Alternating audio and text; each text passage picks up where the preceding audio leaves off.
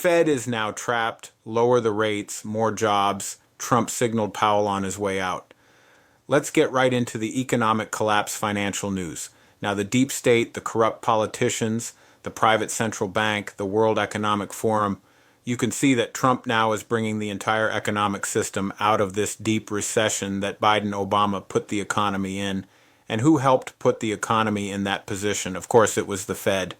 And you can see that now what we're experiencing is what they have done over the last 4 years. And Trump, as he builds the parallel economic system, he is actually bringing us out of the recession that they caused. And I do believe they're going to go back in time and they're going to tell you exactly where the recession actually started.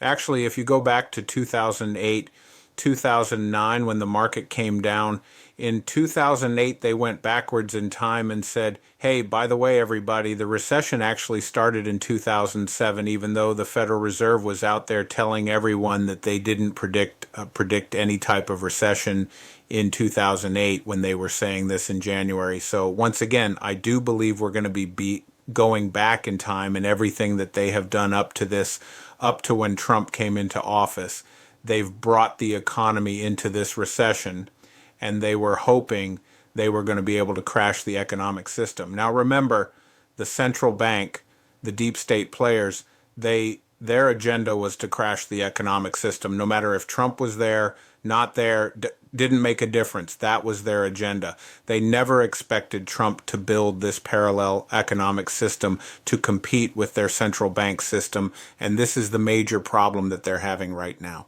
And it's actually countering their entire agenda, and it's getting worse and worse for them because Trump is continually trapping the Fed, and the Fed is having a difficult time right now trying to push their agenda in crashing the economic system. And every time the Fed lowers the rates, which we do believe they're going to be lowering the rate by another quarter point, but you have to remember they're going to stop the tightening, and I do believe this is going to be their pivot into a different strategy. But every time they lower the rate, they're going to be creating more jobs, and actually they're going to make people feel a lot more comfortable, and the interest rate on credit cards is going to come down a little bit. Actually, it's going to give the people the ability to purchase a home and purchase an automobile. It's going to spur economic activity, and this is something they don't actually want. And you could see that at this point in time, Trump pretty much has them where he wants them. And Trump is sending out the message that, yeah, Powell's going to be gone pretty darn soon, because you have to remember Trump, he now needs to shift everything and prepare for the restructuring of the Federal Reserve. I do believe that the parallel economic system is building and building and building. Soon it will come online. It will be actually bringing in tons and tons of currency into this country, and it will be very, very competitive with the Federal Reserve. And I do believe what he's doing right now is he's preparing and setting up the Federal Reserve to be restructured into the Treasury Department. Now, he needs to get rid of Powell way before this happens, because you need somebody in there preparing for all of this. You just can't send someone in there and say, like, hey, by tomorrow we need to have the Federal Reserve restructured and brought into the Treasury. So I do believe that he's preparing to get rid of Powell. He's preparing to bring in the person that he wants. Yeah, I think there's like 4 or 5 candidates right now, and this person is going to actually prepare the entire Federal Reserve to be restructured into the Treasury, and I do believe he's preparing all this because he's getting ready to pay off the debt. Now, I don't mean this is going to happen tomorrow. We still have many other procedures that need to be followed and certain things that have to be done way before this, but I do believe Trump now is laying the groundwork for all of this, and you can see that the deep state, the central bankers, they're now panicking. Because what do they really want? They didn't want a recession. They already got the recession. They really wanted a depression.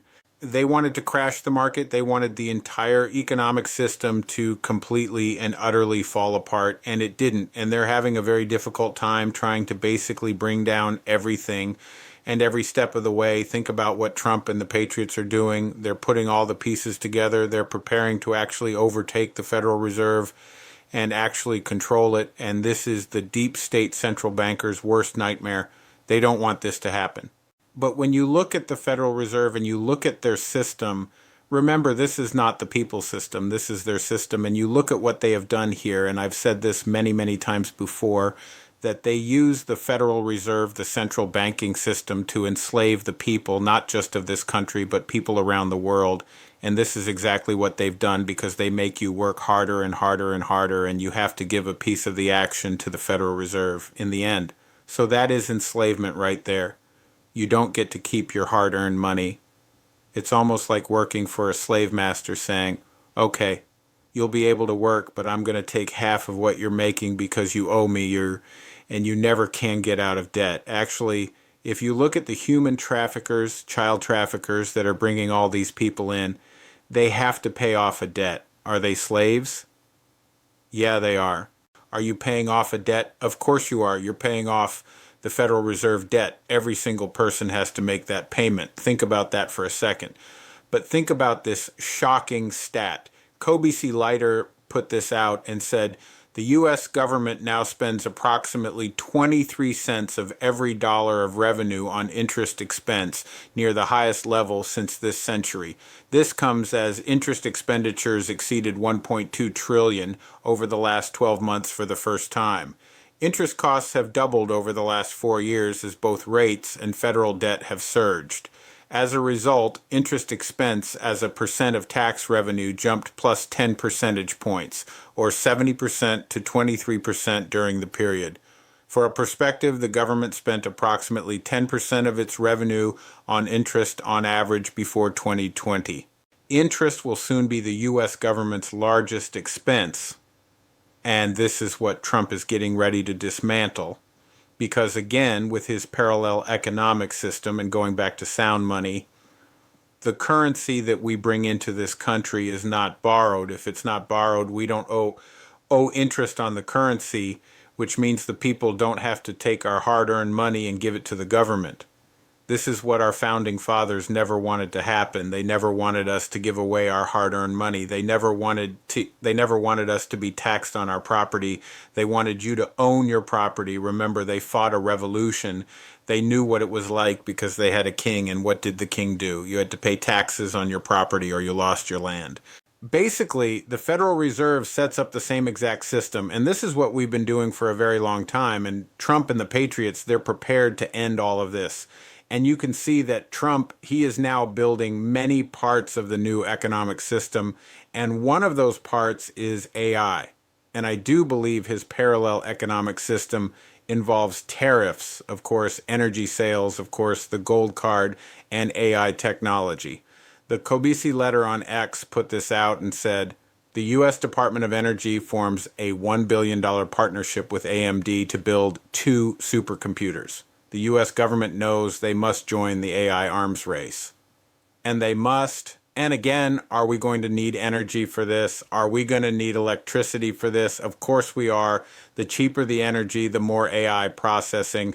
The cheaper the energy, more manufacturing. This is what Trump and the Patriots are building right now. And you can see that every step of the way, what has Trump done? He has basically stopped the inflation from going up. Now, you have to remember, inflation is cumulative.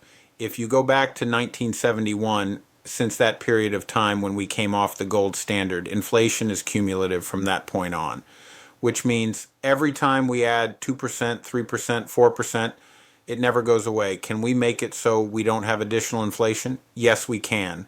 And I use the example of someone who gains weight. If you're 200 pounds and you gain 100 pounds in the first year, and then you gain 10 pounds after that, the 100 pounds never goes away. It stays with you, and you're just adding 10 pounds each year. Even if you lower it to 5 pounds, the 100 pounds doesn't go away. The 10 pounds for each year doesn't go away, but now you're only putting on 5 pounds. It's the same thing with inflation. All that inflation stays with us. Trump now could make sure that inflation doesn't increase from this point on, and this is what he's doing. This is why he's lowered the inflation rate to 2% or so around that area. Now, once again, does that help us get rid of all the inflation? No, it doesn't, but it does help people get by, especially when you start to lower the energy costs, especially when you start to lower the interest rates. And every time the Fed cuts rates, it helps the economic system, of course, because once again, you lower the rates, what happens? Your credit card bills are a little bit lower. You lower the rates, what happens? Oh, wait a minute, now I can purchase an automobile. You lower rates, what happens? Oh, now I can purchase the house that I really wanted. Businesses, when the rates are lowered, they can actually get a loan at a low rate. They can expand their businesses. And actually, this spurs economic activity because everything is connected and it creates jobs. Peter Sedang put this out and said, inflation is cooling despite tariffs that were supposed to do the hyperinflation. This greenlights Fed cuts that could deliver millions of jobs in a Trump boom at the risk of inflation that won't come till 2027. Wall Street Maverick responded to this and said, every point of rate cut is a million jobs. Deportations are lowering inflation, with rent crawling at 0.1% and used car prices falling, while tariffs continue doing nothing to prices. Even Fed members are admitting it. Trump's lining up an epic jobs boom. Now think about this. As Trump puts everything together, puts all the pieces, builds the foundation, has the parallel economic system running, and is bringing the manufacturers back to this country, and we have this huge amount of investments into this country, lowering the rates at this point in time will do what? It will help the job market. And Trump knows that timing is very, very important, and he's prepared and ready to get rid of Jerome Powell, and he's going to start the process of restructuring the Fed. He needs the new Fed chair to start the process. Now, this doesn't mean he's going to make an announcement saying, okay, this new Fed chair is going in, he's going to restructure, and by the way, everything's going to the Treasury. No, they're going to do it internally. But he needs that person in place, and he needs the Fed prepared for what is coming. And I do believe this is why when he was on Air Force One, when they were asking him questions about the Fed chair, he said that the Fed chair is going to be removed maybe by the end of this year or the beginning of next year. Rapid Response 47 put this out and said, POTUS on naming a new Fed chair. By the end of the year, we want to get too late out as soon as possible. We want to be too early. And he's telling everyone he's prepped and prepared for what is coming. And remember, every step of the way, Trump now is reversing everything the deep state players have done to make it difficult for the people, and actually what they have done to actually bring this country into a depression and a crash. And think about it, he's giving the buying power back to the people. Now, can he just shut down the Fed today and say, hey, we don't need the Fed and let's go back to sound money? No, actually what would happen is the entire economic system would crash. People would be confused. They would not know what was going on. Why did he do all of this? So every step of the way, he has to do it incremental to make sure that he doesn't destroy the people's wealth. He doesn't destroy the economy. And because in the end, what does he want to do? He wants to pay off the Federal Reserve. He doesn't want to destroy it. He wants to pay it off and say, we don't need it anymore. And every step of the way, what is he doing? He's giving the buying power back to the people. Think about it. No taxes on tip, no taxes on overtime, no taxes on Social Security. And what did he reverse? He reversed everything that Biden has done in regards to the IRS transaction threshold for 1099K. So the Internal Revenue Service on October 23rd issued a fact sheet confirming that the higher reporting threshold for Form 1099K has been restored under the One Big Beautiful Bill, reversing changes made during the Biden administration. Form 1099K applies to individuals who earn money through gig work or sell goods online. Third-party settlement organizations, including platforms such as Amazon, eBay, PayPal, Venmo, must send copies of the form to both the IRS and taxpayers detailing the total payments received for goods and services. Before 2021, TPSOs were required to issue a Form 1099K only if the seller received more than $20,000 and conducted at least 200 transactions during the year. The 2021 American Rescue Plan Act that Biden created lowered the threshold to $600, triggering widespread criticism from taxpayers and digital payment platforms who warned the rule would swamp casual sellers with unnecessary paperwork. The IRS initially attempted to phase in the lower limit, proposing $5,000 for 2024, $2,500 for 2025, and $600 for 2026 and onward. But the One Big Beautiful Bill signed by Trump reversed all of it.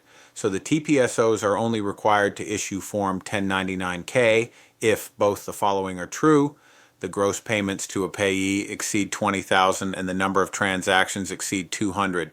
So basically this is going to give buying power back to the people, just like when there's no tax on tips, no tax on overtime, no tax on Social Security. And soon Trump is going to return the buying power back to the people when he starts to remove the income taxes. I do believe that is coming. This is why he needs his person in the Federal Reserve. He needs to start the process. And as the parallel economic system builds and builds and builds, he will have the ability to actually use the new system to take over for the Federal Reserve, and he could start weaning us off the Federal Reserve. You see, he needed to do this, and he needed to make sure that while he was moving us away from the Federal Reserve, the entire system doesn't crash. You don't want to just say, hey, let's close up shop and let's get rid of the Federal Reserve. The entire system would implode. You need to have everything in place. You need to make sure that everything is set so people don't lose their wealth. You need to make sure that the entire economic system doesn't collapse. And this is what he's been doing this entire time, and now he's going to take it to the next step. And I do believe once we get control, not the majority, but control of the House and Senate, he will be able to take this to the next step. And the next step, I do believe, is paying off the debt and actually restructuring the Fed into the Treasury. And he's going to need the help of Congress because we do have the Federal Reserve Act. We do have certain amendments that I do believe that need to be removed. And I do believe that the people are going to be all for this every step of the way. Now, I do believe we're going to be moving back to sound money. I do believe, yes, Bitcoin is going to be involved in this. I do believe that, yes, stablecoins, Tether, they're going to play a role in all of this. I do believe that gold is going to play a very big role in all of this, and we have seen gold prices. They've been moving up, and yes, gold has come down. I know people tend to panic in these types of situations, but again, an announcement was made that it looks like a deal with China is coming, and people are saying, okay, you know what, let me get rid of this because I think everything's going to be fine. But what's going to happen, I do believe that gold is going to continue to go up and up and up. And actually, when you look at the grand scale of gold and the amount that it came down, it's really not that much when you really think about it. Plus, it's a very good opportunity to buy the dips just like you do with Bitcoin, because I do believe that when you look at the real calculation of where the fiat currency is today compared to the alternative currencies, especially gold. Gold is going to actually show you what the fiat currency is actually worth. Now, can we do that right now and can go gold up to $20,000? No, I think it would basically shutter the system. I think very slowly, very methodically, gold is going to continually move up, and eventually we're going to see that the fiat currency is not worth that much. And I do believe this is all going to be in preparation for what Trump and the Patriots are planning to do.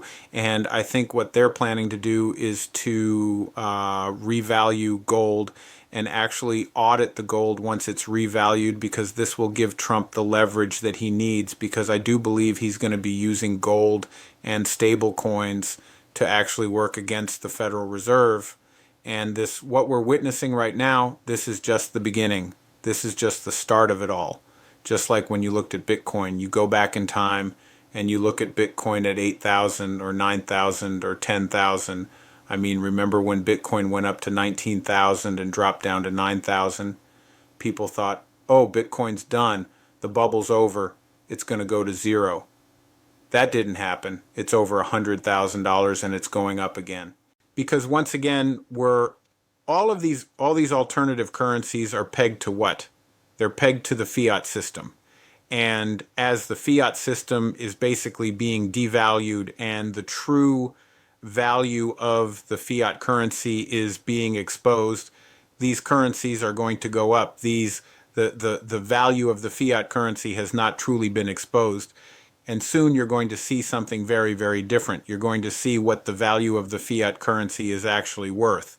Now, remember, it's lost something like 98% of its value. I mean, think about it. If you took your gold and you put it into the dollar continually loses its value. It's not gaining value, it's losing value. That's what inflation is. Even as Trump slows down inflation, and we're only putting on 2%, you're losing 2% of its value. So once again, you can see that the fiat currency is continually losing its value, and the alternative currencies are going to show you the true value of what the central bank currency is actually worth. And when people start to see this, this is when people are going to recognize that we need to get out of this system. Remember, the system has been propped up. The system is one gigantic illusion. It's almost like the NBA when they just told you now that, hey, by the way, the games have been rigged. I do believe some of the NFL games are rigged. You're going to find out that the entire economic system, just like the elections, it's all rigged. The criminals have been rigging the system for a very long time, and now it's going to be exposed to the people. There was a time where they were in charge. They had control of the narrative. They had pretty much control of everything, and they thought their agendas, like the Cloward Piven agenda, was going to really work in America. And we actually got to a point where people were getting very, very nervous that, wait a minute, it looks like their 16-year plan or the Cloward Piven agenda was actually going to work, but it looks like it is now failing. And every step of the way, what is Trump doing? He's dismantling everything that Obama has done. Everything the deep state players were trying to do, Trump is now dismantling it every step of the way and exposing them every step of the way. And you really have to think about the Democratic Party today. When people say, holy crap, look, we might have Mamdani in New York, you have to remember there is no way in the world they're going to be winning elections on the national level. Now, the cities that they've taken over and they infiltrated, yes, they still have power there. And sometimes you need to show the people the truth and have the people experience what's really going to happen when you actually have the infiltrators bring in the person they really want.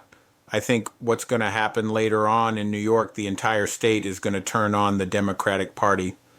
The Democratic Party no longer has the power via the national elections. We saw this back in 2024. All they have left is the local elections, like in California, in like LA, and out in New York City, maybe Chicago.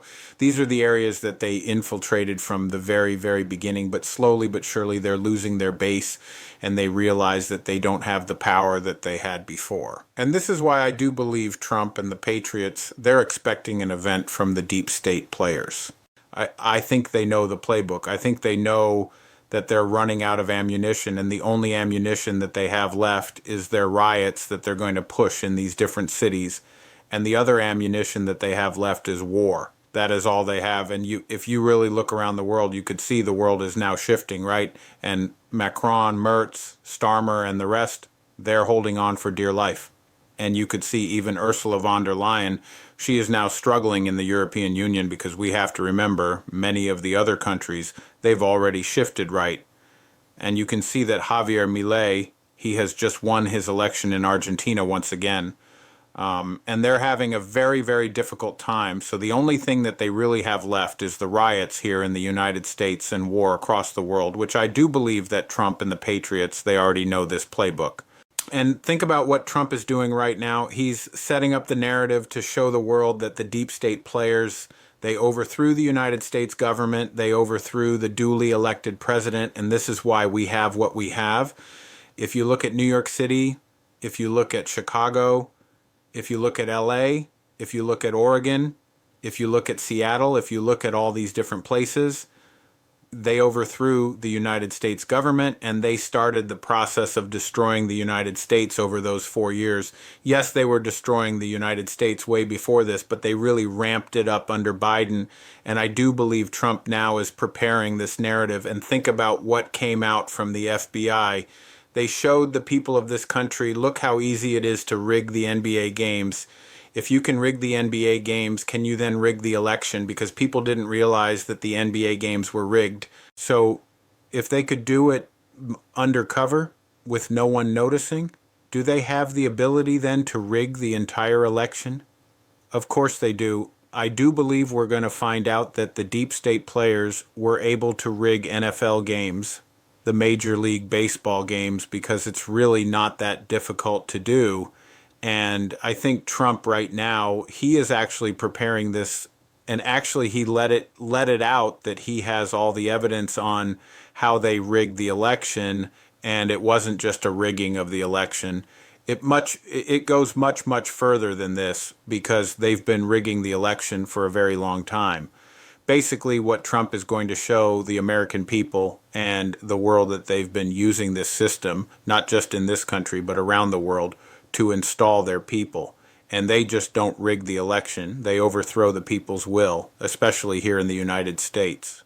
Because you remember our founding fathers fought against a king, a real king, and basically said, we're going to give the power to the people, and the people are going to vote for the person they want running the country.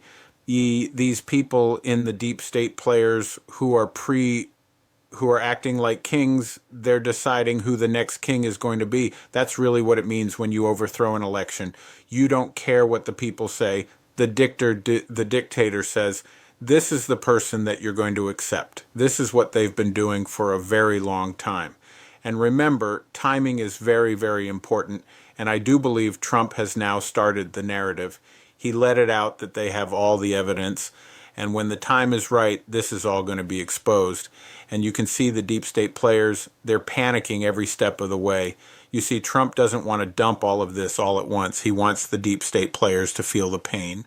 He wants the people to see it play out. He wants the people to understand, because every time the deep state players fight against what the people want, Trump and the people move against the deep state players. And this is what you saw during Biden's 4 years.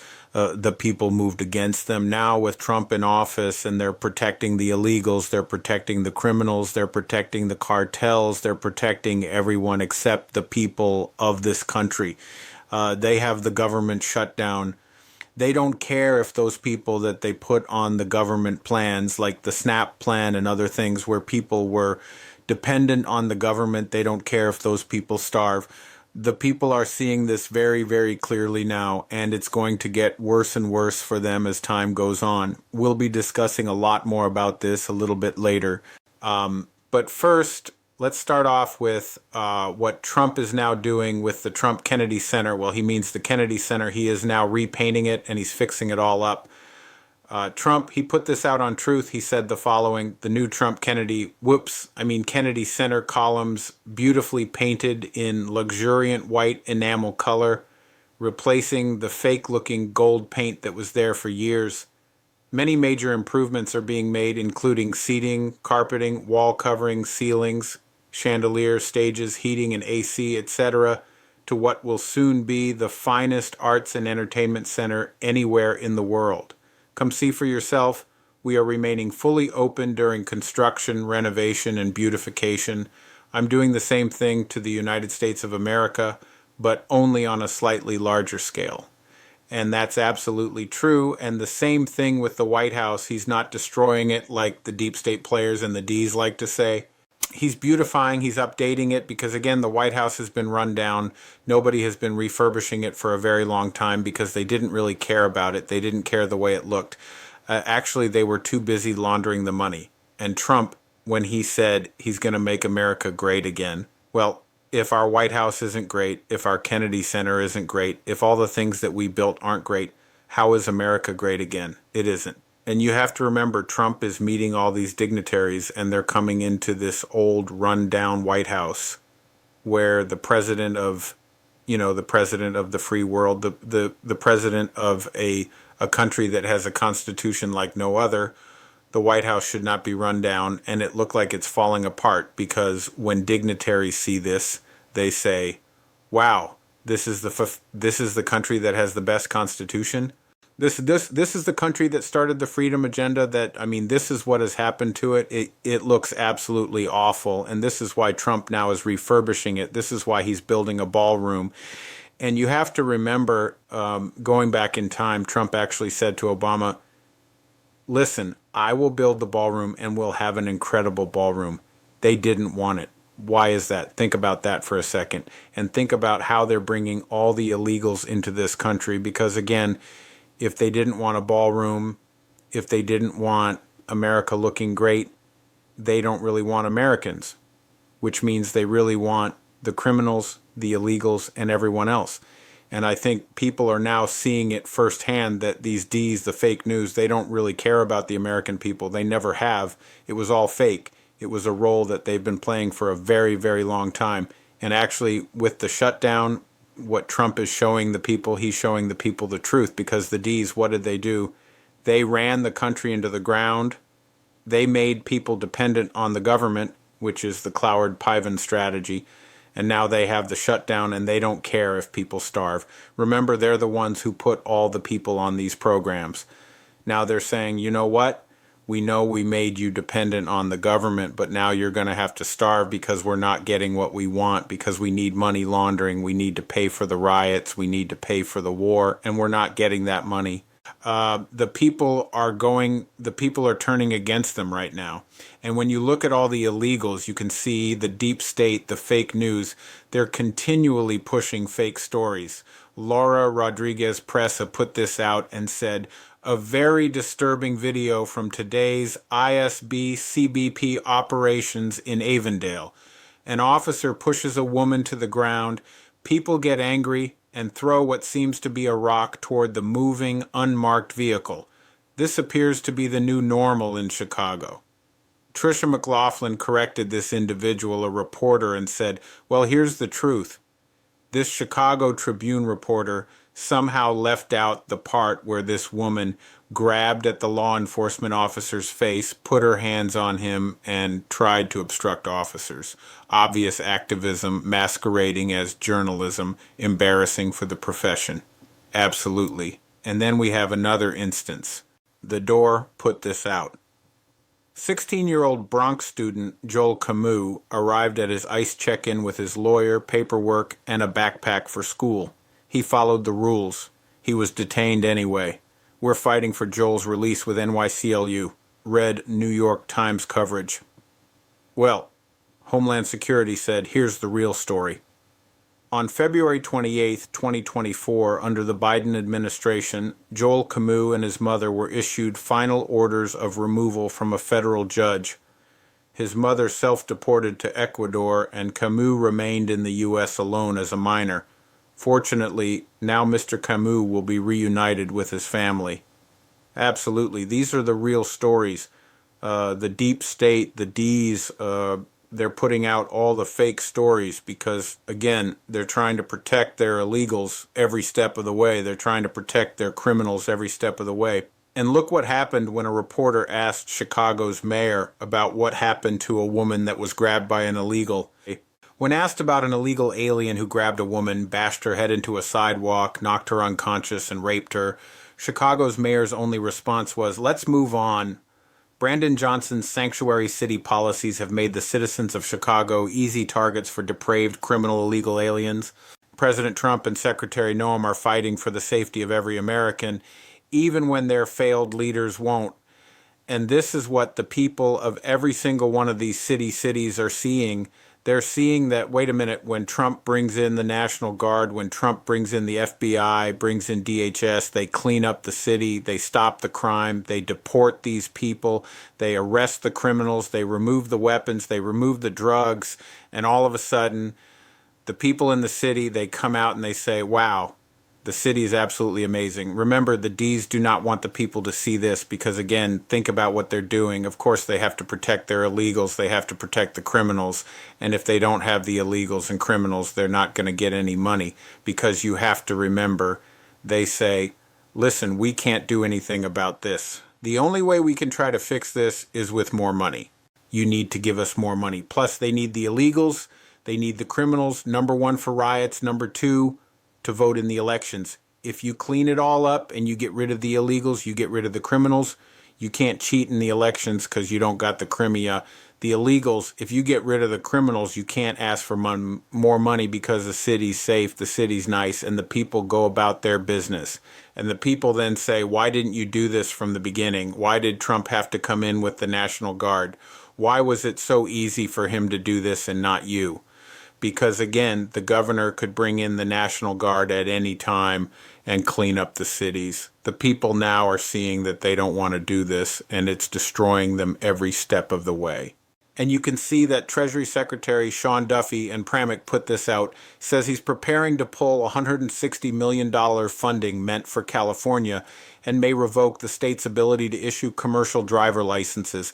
I think he should do this to every single blue area, and this would shut down the illegals cheating in the election, actually shut down them killing people on the road. But this would be a disaster for the deep state players, and I do believe he should make this move, and maybe he will, because it looks like we're heading in that direction. And it looks like Department of Government Efficiency, they're doing an incredible job every single day, removing all the money laundering and the waste and everything else that the deep state players have set up. Remember, Trump is now in the process of shrinking the government, because you have to remember our founding fathers never wanted the government this big. The only reason the government is this big is because the central bank system, bloated the government. Of course, the deep state players assisted in all this. They created the criminal syndicate. And once you bloat the government to a certain point, you always need the central bank to keep it operational. You always need the money laundering to keep it operational. And they did this on purpose to make it very, very difficult for anyone coming into office to actually remove all these people, because when it's so big, so wide, so deep, where do you start? But Trump, he brought in the Department of Government Efficiency, Elon set it up, and now every single day they're shutting down all these different contracts, all the different agencies. And here's an update from the Department of Government Efficiency. Over the last 5 days, agencies terminated and de-scoped 97 wasteful contracts with a ceiling value of $2.3 billion and savings of $160 million, including an $8.7 million USAGM broadcasting contract for FM and television broadcast operations in Iraq, Libya, and Chad, and a $19.5 million HHS contract for diversity, equity, and inclusion training. So yes, the Department of Government Efficiency behind the scenes, they are now continually shrinking the government, removing the people from certain agencies and closing down certain agencies. And this is going to continue to happen, because you have to remember, in the end, when we finally remove the Federal Reserve, when we finally remove the loan sharking system, we cannot have a government the size that it is today. It must shrink down, because you have to remember most of these agencies, they've been put into place to make the criminal syndicate operational. They do the dirty work of the criminal syndicate. We don't need them. Just like when Elon came into Twitter and they had all these employees, he said, I'm going to cut this in half. And they said, well, Twitter's going to collapse if you do that. And wait a minute, Twitter's now X and it's still here, and it's running perfectly well. Before the central bank, we never needed all these people in government. The only reason we have them today is because what you're looking at is the criminal syndicate. It's not for the people, it's for the criminal syndicate. That's what you're looking at. And Trump now is removing the people that are in the criminal syndicate and shutting down all their programs. But you can see the deep state players, they're going to be fighting against the tech companies here in this country, especially those companies that are allowing people back onto their platforms, like the social media companies. And you have to remember, the deep state players, they don't want people speaking freely. They hate the Constitution. And this is why out in Europe, they've created the hate speech laws. And this is why they want to fine as many tech companies as possible. So London and Brussels, they're coordinating their attacks on U.S. tech giants under the flimsy pretext of consumer protection. They're trying to lay the groundwork for far-reaching censorship designs through multi-billion-dollar fines. When Germany's Minister of State for Cultural Culture, Wolfram Weimer, delivered his verbal assault on American digital platforms last week, it got somewhat lost amid the waves of his own hypocrisy.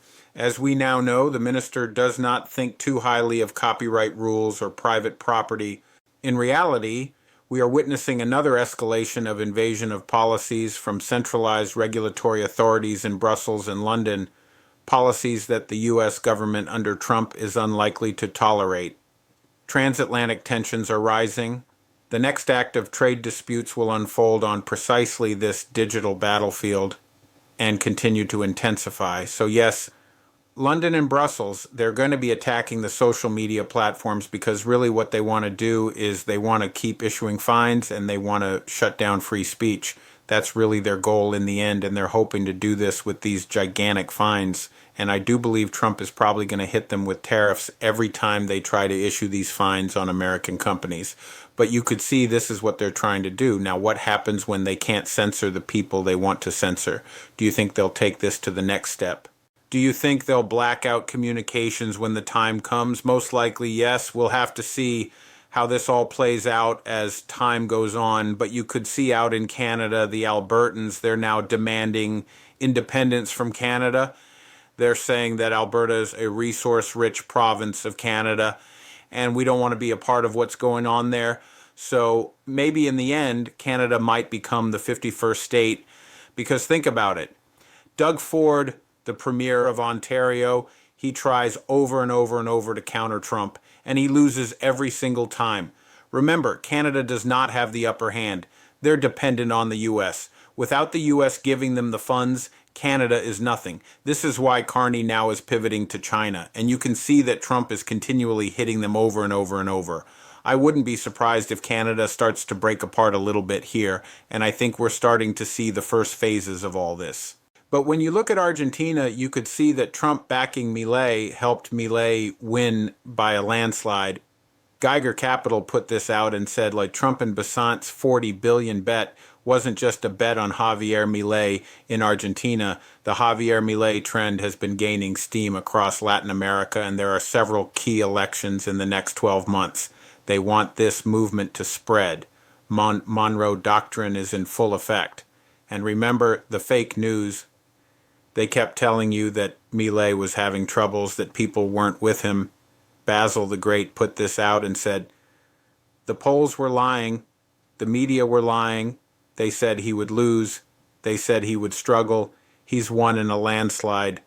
Argentina rejects communism, and you can see there are many other nations that are looking at Argentina right now saying, you know something? We want the same exact thing.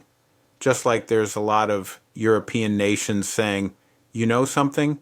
We're done with these kooks in office that installed themselves. Trump, he put this out on Truth and said the following: big win in Argentina for Javier Milei, a wonderful Trump-endorsed candidate. He's making us all look good. Congratulations, Javier. And that is an incredible win. And you can see the deep state players, they're panicking right now because everything that used to work is no longer working anymore. And this is something they do not like. Because again, they don't have the narrative, they don't have the control, and the people now are rising up all over the place. Think about it. If you look at Europe right now, who do you have left? You have Macron, you have Merz, you have Starmer, maybe a couple other people, but a lot of the other countries, they already went right. And you can see that these individuals, they're trying to hold on with dear life, and this is why they're trying to start some type of war. If there is peace, what do you think is going to happen? Do you think the people are going to keep them in office? No, they're going to vote them out. Look at their approval ratings. They're in the dirt. So if they don't have a distraction, if they don't have some type of war, they're finished. They know this. This is why they'll push and push and push. This is why they'll try to start something. And I think Trump and the Patriots, I think they know this. Now, very interestingly, there were 2 planes in 2 separate incidences over the South China Sea. They just fell out of the sky. OSIG Defender put this out and said, speaking to reporters earlier on board Air Force One, Trump called yesterday's crashes involving 2 aircraft with U.S. Navy in 2 separate incidents in the South China Sea very unusual, with them happening less than an hour apart, stating that the cause is believed to be bad fuel, but that remains under investigation by the Pentagon. Now think about this. Now we have fighter jets, we have tanks, we have submarines, we have ships. We have all this equipment that uses fuel, and the fighter jets need the best of the best fuel type. Now, wouldn't it be a national security threat just to say there's bad fuel someplace? Isn't there testing going on to make sure that the jets are getting the best of the best fuel? It just seems kind of odd that it's just bad fuel and it only affected 2 jets. Wouldn't it affect everything then? That's interesting. But what happens if there's another reason? What happens if it's because maybe Hillary Clinton or somebody else sold secrets to China, to Russia, and maybe they have the ability to shut down the planes? And that reminds me of post 1971, August 28th, 2018. Anonymous and Anon on the board said, "Treason. Thanks for selling all of our secrets to the highest bidder, Hillary. She should be locked up." Down below it says, "You didn't think military planes were falling out of the skies all within a short period of time just by chance, did you? Outside of the standard deviation." And to me, this seems like it's outside of the standard deviation. So were they using older codes? Did they have the codes? Maybe, maybe not. Maybe it was just bad fuel, but it seems kind of odd, and it seems very coincidental, and I don't believe in coincidences. Now, the other thing that's very interesting is that there were 3 Chinese nationals. They were arrested in Georgia, not Georgia, United States, in Georgia that was part of Russia, for allegedly attempting to buy 2 kilograms of uranium illegally. Authorities say the group planned to pay $400,000 and transport the material to China via Russia. Now that is very interesting. What were they going to do with the uranium? Were they going to create a dirty nuke? Were they going to try to start a war someplace? Maybe, maybe not. But that's kind of odd, don't you think? Now, the other thing that's very interesting is that Putin decided to test this new invincible nuclear missile. Now, the missile is powered by nuclear power, and it can fly great distances, something like almost 9,000 miles, and basically could probably hit anywhere in the world, actually, if you really think about it. And Trump issued a chilling warning to Putin after Russia boasted about its invisible, invincible nuclear missile. Trump says, "They know we have nuclear submarine, the greatest in the world, right off their shores." And President Trump was not impressed by Russia's saber rattling. "We test missiles all the time, but we do have a submarine, a nuclear submarine. We don't need to go 8,000 miles. We're right there, right next to Russia." Now, I do believe that right now, I do believe Trump, he's working with Putin via back channels to end the war. I do believe the meeting in Alaska was to firm everything up for the peace deal, for maybe a ceasefire, but I do believe it's a peace deal, and I do believe that they have to wait until they get the deep state players on board with this. Now, I don't think the deep state players are going to be on board right now because, again, they need war. Now, hopefully they come to their senses. Hopefully they say, hey, let's have a ceasefire. Let's, shut everything down. Now, they might do that. But if they do that, I think what they're going to do during the ceasefire is they will perform a false flag to say Putin started the war. So I do believe no matter which way you look at this, the deep state is still the problem. They're the ones who actually need the war, because if they truly wanted peace, they would have had peace a long time ago. But again, you have to remember, they really don't want negotiations. They really don't want peace. They don't want any of this. I think Putin wants to end the war. I think Trump has already made it very clear that once the war ends, we're going to be working economically together and we're going to be making deals. And what's very interesting is that on 60 Minutes, the former NSA chief, Tim Hawk, said something very, very interesting. Clash Report put this out and said, China's been inside U.S. infrastructure networks for at least 5 years. They targeted water, they targeted electrical power infrastructure, transportation. A small utility in Littleton, Massachusetts, confirmed hackers accessed its systems.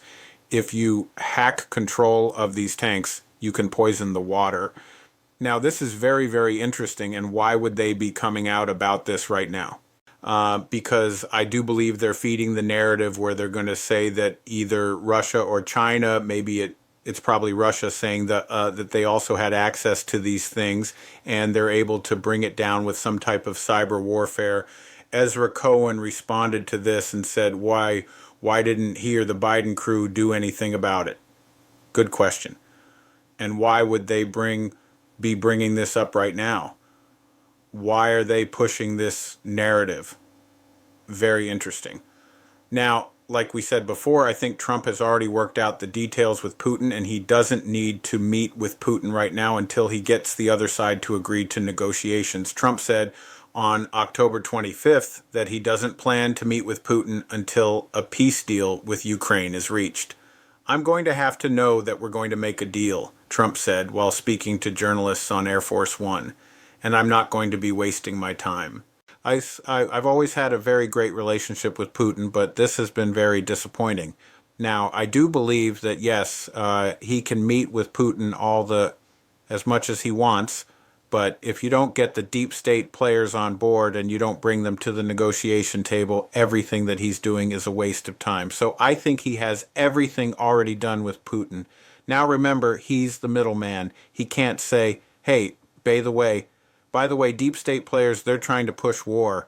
Our allies are trying to push war. They're going to push a false flag. They're the ones who keep firing missiles into. It wouldn't look good on the world stage. So he has become exactly what the enemy wants him to be. He's blaming it on Putin. He's already discussed the peace deal with Putin. He's now waiting for whatever event, whatever is going to happen, he's waiting for that to occur. So this way, the deep state players are now brought to the negotiation table. And I do believe that's exactly what we're all waiting for, and maybe Trump can bring them to the negotiation table without any type of an event. But once again, I think we're going to have some type of nuclear standoff, almost like the Cuban Missile Crisis. And we might, I'm not saying things are going to blow up.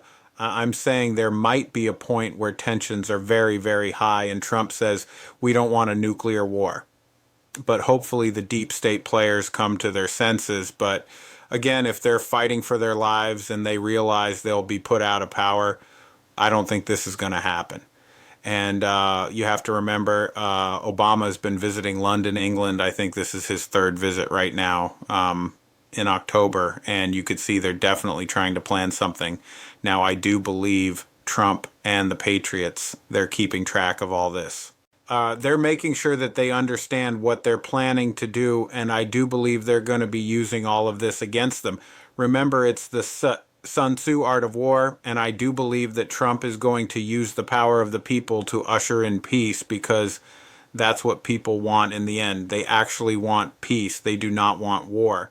The only way the deep state players can bring the people of the world to war is via fear. Trump can also use fear to actually usher in peace, so he can actually use this against the deep state players. Now, what's very interesting is we could see that Trump, he started off with Tylenol, and this was the lead-in to Big Pharma. Can you imagine if he started off with vaccines, COVID, and everything else? There would be a complete and utter breakdown across the country, and you would know the fake news, the deets, they'd be attacking Trump like crazy. But if you just start off with something simple like Tylenol and you prove the FDA, those people that were in the FDA, you prove the pharmaceutical companies, you prove the mainstream media, you prove the deets all wrong, then you can bring in the next part of the plan. And what's very interesting is that you could see there are major, major studies in regards to Tylenol. When you look at Mount Sinai, they said Mount Sinai study supports evidence that prenatal acetaminophen use may be linked to increased risk of autism and ADHD. PubMed did the same exact thing. Pediatrics did the same thing. So there are many, many different outlets, medical outlets, saying what Trump and RFK have said. That is true. This is absolutely true. And he just started off with something very, very simple, and it was Tylenol. Trump then put this out on Truth and said, pregnant women don't use Tylenol unless absolutely necessary. Don't give Tylenol to your young child for virtually any reason. Break up the MMR shot into 3 totally separate shots, not mixed. Take chicken pea shot separately. Take hepatitis B shot at 12 years old or older. And importantly, take vaccine in 5 separate medical visits. And I do believe he's saying this for a reason, and RFK Jr. is saying this for a reason, because I think what the pharmaceutical companies have done is they've taken each vaccine and added, as we know, certain chemicals to each one of these vaccines. When combined at the same time, this is what creates the problems in the children. And I think what Trump and the Patriots are saying right now, we've detected this, we know that this is happening. This is why we're saying let the body absorb it if you're going to do vaccines. I think most people now are moving away from the vaccines because they're starting to do a little bit of research and starting to realize that they really don't need all of these different vaccines. And basically this is why they're saying wait until you're 12 years old, because at this point it won't affect the child. The child has grown, the body absorbed whatever they were trying to do, and everything's not being combined at once. And you can see every step of the way, RFK Jr., Trump, they're saying the same things over and over and over, showing people stop doing this. And you have to remember the deep state players, they were doing this on purpose to weaken our children. And if you notice, autism affects a lot more males than females. Why would that be? Did they actually design it that way? I do believe they did because, again, if you're going to remove the Constitution, if you're going to make the country lose a world war, you need the weakest males possible. And this is what they've been doing for a very long time. Remember, it's infiltration from within. New York City's ready to elect this socialist radical as its mayor, and you know what's going to happen? As he makes all these promises and the people are chanting, tax the rich, what do you think the people with money are going to do? They're all going to leave New York City. Businesses are going to leave New York City. They won't be able to tax the rich because the rich won't be there. The rich are going to find a place where they can keep their money safe, and they're going to remove themselves from this entire area. And the only people will be left are those people that said, tax the rich. There'll be no money in New York City. They will try to go to the federal government and ask for money. Trump will say, no, there is no money. The people of New York are going to say, what are we going to do? They will look to Mem Dandy saying, what do we do? Who's paying for all of this? We don't have any money. The whole thing is going to fall apart. And once again, the people of New York, they're going to wake up in the end, and he's going to destroy New York City. Cynical Publius put this out and said, Islam treats women as chattel property. This is not Islamophobia. This is not hyperbole. It's a verifiable fact written in the Quran and which is easily observable by anyone who spends 10 minutes in an Islamic society. Why do leftists ignore this reality? I thought they cared about women's rights. And actually, he has a very good point. Once again, you could see, do they really care about women's rights? I mean, they're all for men dressing up as women, protecting the men who are dressing up as women, but not the women. And here you have the Muslims who are basically treat their women as chattel property. So where are all the D's protecting the women's rights? They're out to lunch now. Isn't that amazing how all of a sudden everything now has changed? And if you notice, every step of the way, Trump is dismantling everything that they set up, and he's exposing them every step of the way. And this is why they want to get rid of the Trump administration. This is why they assassinated Charlie Kirk. This is why they made multiple attempts on Trump, and now it looks like they're going after Pam Bondi. Marian Afal put this out. Anarchists arrested for posting 45,000 hit on AG Pam Bondi on TikTok. Tyler Maxon Avalos, 29, was arrested October 16th after allegedly posting a murder-for-hire bounty on Attorney General Pam Bondi.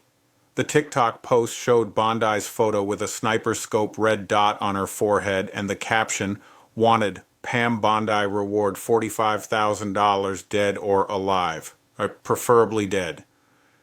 So really think about this for a second. You could see how dangerous the D's are. They are the party of violence. They are the party of death. And every step of the way, Trump is exposing these deep state players. And you can see out in New Jersey, there's an election going on. There's an election going on in Virginia. And the people in these areas, they actually voted for Trump. Yes, I know there were some rigged parts of New Jersey and Virginia, but I do believe that most of the people in these states now, they're like, no, we can't have these people. Now, again, New Jersey and Virginia, the elections might be rigged in these areas, but Trump, he did put this out on Truth. He said the following: why would anyone vote for New Jersey and Virginia gubernatorial candidates Mikey Sherrill and Abigail Spanberger when they want transgender for everybody, men playing in women's sports, high crime, and the most expensive energy prices almost anywhere in the world? Vote Republican for massive energy cost reductions, large-scale tax cuts, and basic common sense under President Trump, me. Gasoline will come down to approximately $2 a gallon very soon. With the Democrats, you'll be paying $4, $5, $6 a gallon, and your electric and other energy costs will likewise soar. Vote Republican for a great and very affordable life.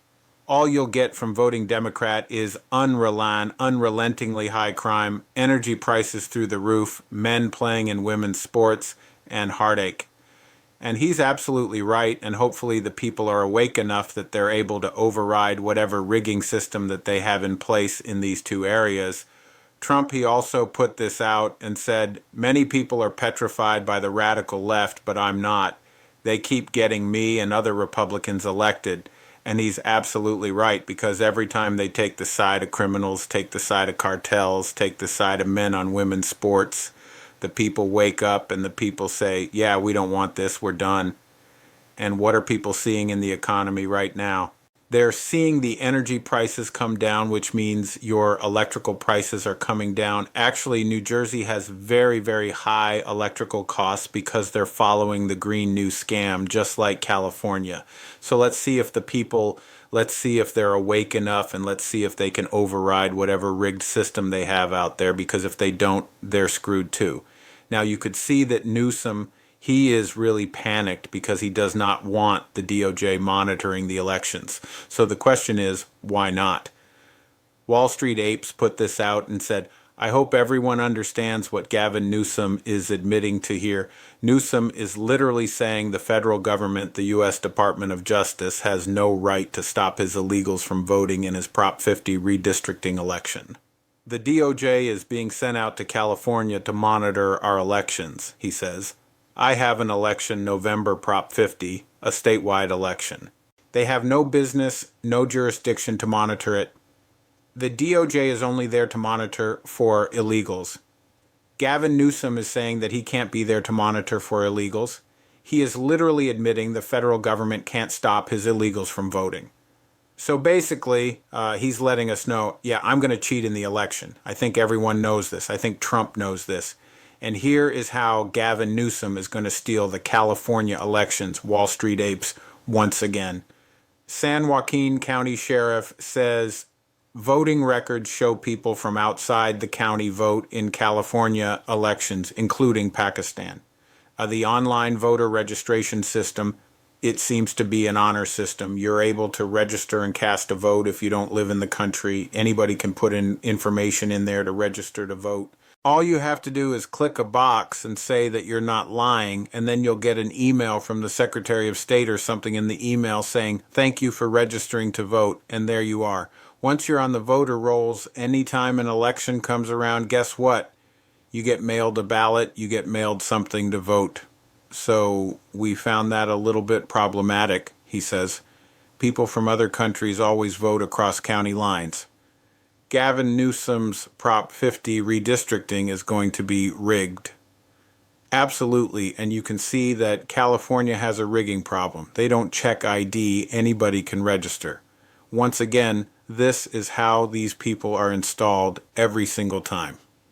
Trump, he put this out and said, after winning 3 elections by a lot, I'm now getting the best polling numbers that I have ever received.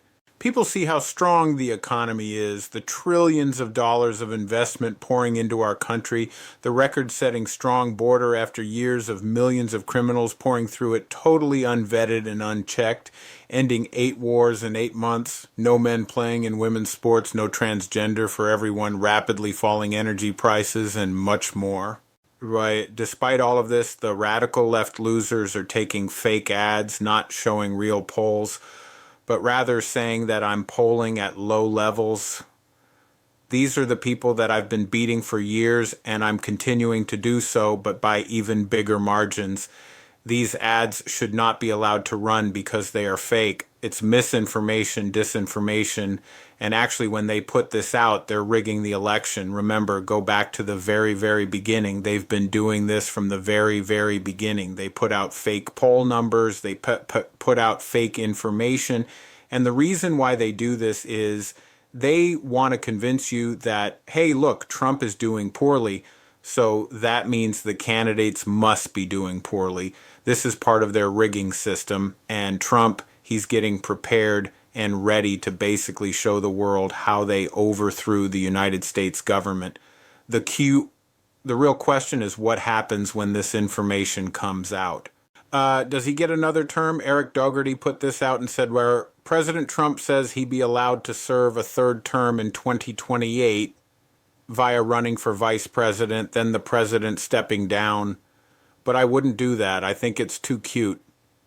And I don't think Trump would do that either. Just like when people were saying that he was going to be Secretary of State and then he would go on to be the president, Trump, he doesn't want anything like that. He's not going to basically use the system like that. First of all, there'd be tons of lawsuits and it would be absolutely horrific. I do believe Trump, what he wants to do is he wants to show everyone, look, they cheated in the election. They overthrew the United States government. You had 4 years of hell because of what they have done here. What do we do about this? Well, there's major problems with this because, first of all, there's nothing in the Constitution that allows Trump to have another term.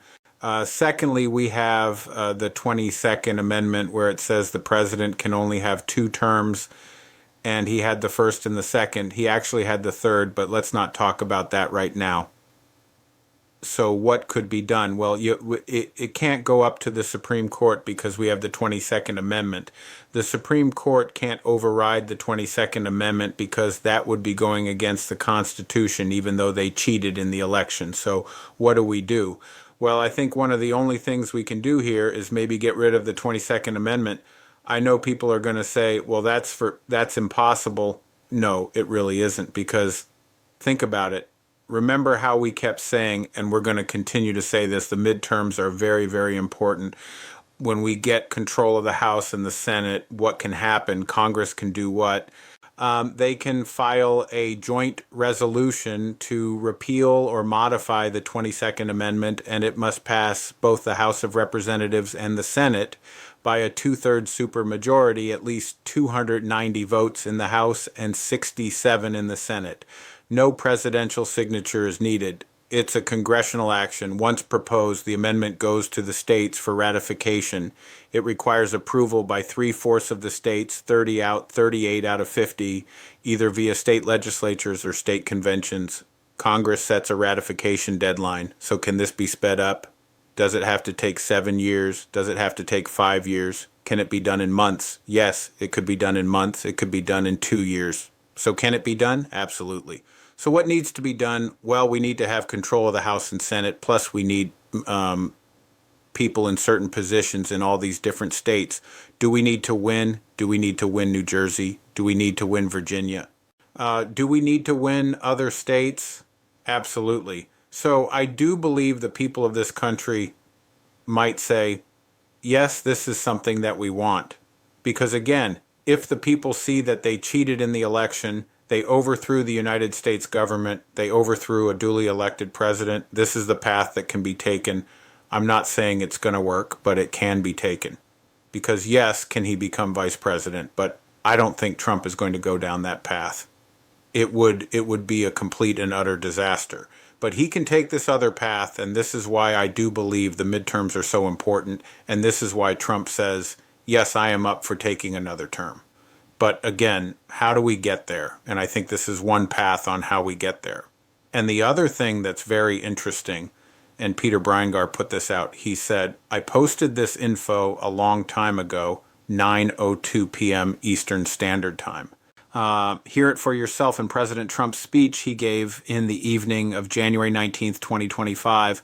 The vote counts were blocked, so the bad actors didn't know how many votes to shove into the ballot boxes on over November 5th. So let's think about this for a second. So Trump and his team, they were able to block the number of votes, so they didn't know how many mail-in votes or other ballots to shove into the box to override what was happening. That is very, very interesting, and we have to remember the deep state players, they were trying to cheat. And I think Trump now is letting everyone know that he has all the evidence. He knows exactly how they cheated. He knows exactly how they overthrew the United States government and the duly elected president, and he's going to provide it to the people.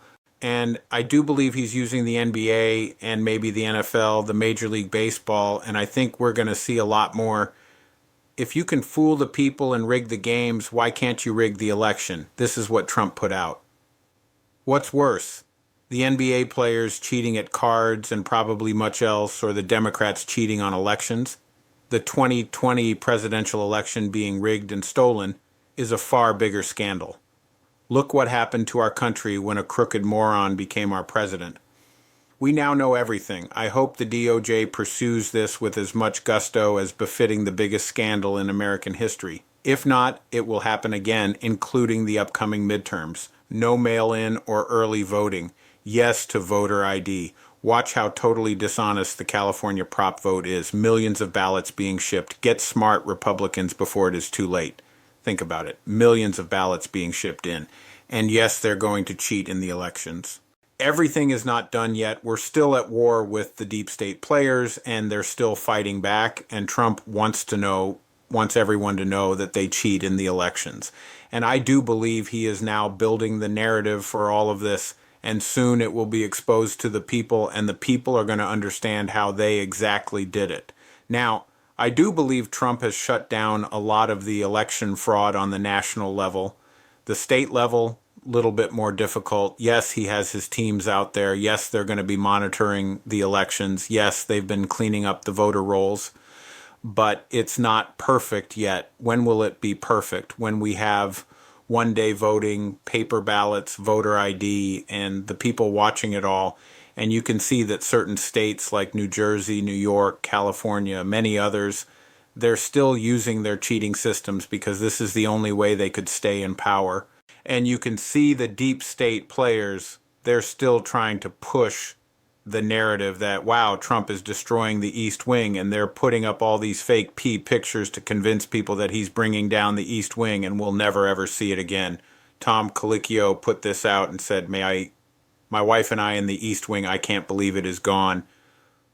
First of all, the East Wing is not gone. And what's very interesting, this picture that was taken, it's not in the East Wing. This is clearly the diplomatic reception room, which can be found in the main White House building, not the East Wing.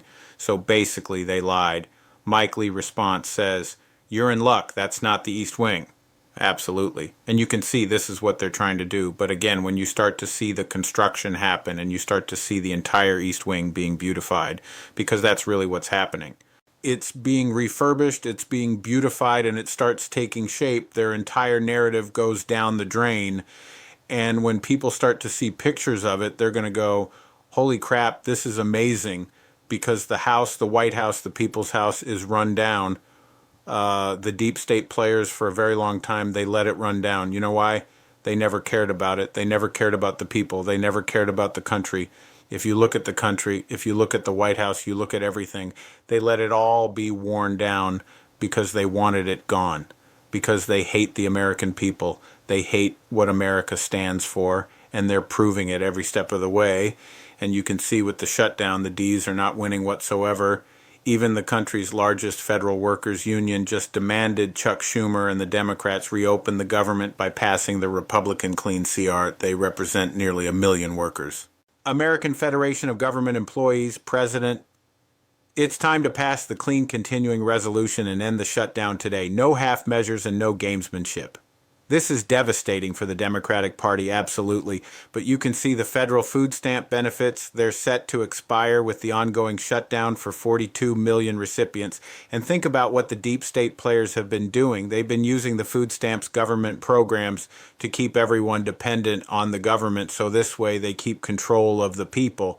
And over time, when you look at what has been happening, more and more people had to use food stamps. They were dependent on food stamps, and it got worse over time. And you can see that this is not what the Founding Fathers ever wanted. The central bank system causes all of this, and I think this is a very big lesson for the people of this country, that you should not be dependent on the government and free stuff. Cynical Publius explains, the main lesson patriots should be taking away from the government shutdown is just how much money is forcibly taken from hardworking citizen taxpayers and redistributed Karl Marx style to the half of Americans that pay no federal income tax whatsoever. Do you pay taxes? If so, that is your money. Democrat politicians are screeching about when they hyperbolically moan about the government shutdown, making people not have free health care or free food or free child care or free Section 8 housing subsidies. I'm all for government helping people who generally are unable to help themselves, but something is terribly, terribly wrong when one half of the nation is responsible for supporting the basic needs of the other half. Worse, this is how Democrats maintain power, i.e., free stuff in exchange for votes. But here is the even crazier thing. It's the Democrats who have shut down the government and cut off the flow of free stuff to their most important constituents. It makes no sense, right? But it does make sense. I'll tell you why. Even with all the free stuff, Democrats are losing voters. The 2024 election showed us this. Record numbers of black, Latinos, young males, and other traditionally Democrat voters switched sides. So the Democrats' solution is to get more new voters dependent on free stuff, i.e., illegal alien voters. That is why they're willing to shut down the government and screw over their traditional base. It's more important that they get free medical care and other free stuff for illegal aliens so they can stay in power. The Democrats' rhetoric makes all of this non-obvious, and there are more unspoken steps to the process, like amnesty for illegals, but I assure you what I say is the gospel truth. And remember, we've said this from the very beginning. The people of this country are no longer their constituents. Their constituents are the criminals. The constituents are the illegals. Those are the new constituents. They don't care about the other D's anymore. They know they've lost them. They lost the people of this country. And you can see the Cloward-Piven strategy that was being pushed by Obama. It has now failed. And think about what the Cloward-Piven strategy is. It was written in 1966 by a pair of radical socialist Columbia University professors, Richard Andrew Cloward and Francis Fox Piven. Their plan was to overburden government systems, welfare, education, healthcare, and law enforcement by reducing employment, overregulation leading to outsourced jobs, and increasing the welfare state, master world migration of unskilled labor to the point of social and economic crisis, at which time America or any nation would be forced to accept a socialist communist state to save ourselves from the orchestrated chaos. America now is over $37 trillion in debt. Illegals are costing U.S. taxpayers over billions of dollars per year, hundreds of billions of dollars per year. Our middle class has been decimated, and poverty is on the rise until Trump was elected. And the Cloward-Piven was a political strategy to overload the American public welfare system to the point of crisis. And basically what Trump is doing right now, he's basically dismantling everything that Obama has done. And when you really look at it with Trump's new parallel economic system, what is he doing? He's bringing currency into this country. He's basically building a competitive machine that can go up against the central bank system. The central bank system creates currency out of thin air. The central bank system loans it to we the people. We the people have to pay the interest on that money, which means you are slave labor to them. You work and you give your money, your hard-earned money, to your slave master, which is the Federal Reserve. The system that Trump is building, he's bringing in currency, but it's not borrowed. It's currency that's already in circulation. He's bringing income into this country, which means no money needs to be taken from you. And by doing this, what Trump is doing right now is he's setting us on the right path, because eventually what's going to happen, he's going to be weaning us off the system that was helping the Cloward-Piven system. Because the central bank system, what does it do? Does it benefit the people? No. It makes people poorer and poorer and poorer, and it makes people work harder and harder and harder and puts people into debt.